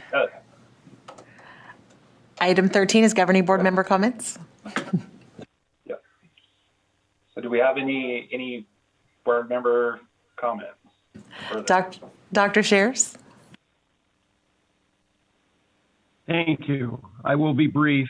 I, in a sense, piggybacking a little bit on Dr. Pacheco-Warner's comments. The PM 2.5, the ozone plans, a very optimistic presentation, very much on target for meeting very difficult goals, and it speaks volumes about the work that the Air District, the industry, the environmental organizations, everyone has done. But it's clearly dependent on work continuing. It is hardly a done deal. The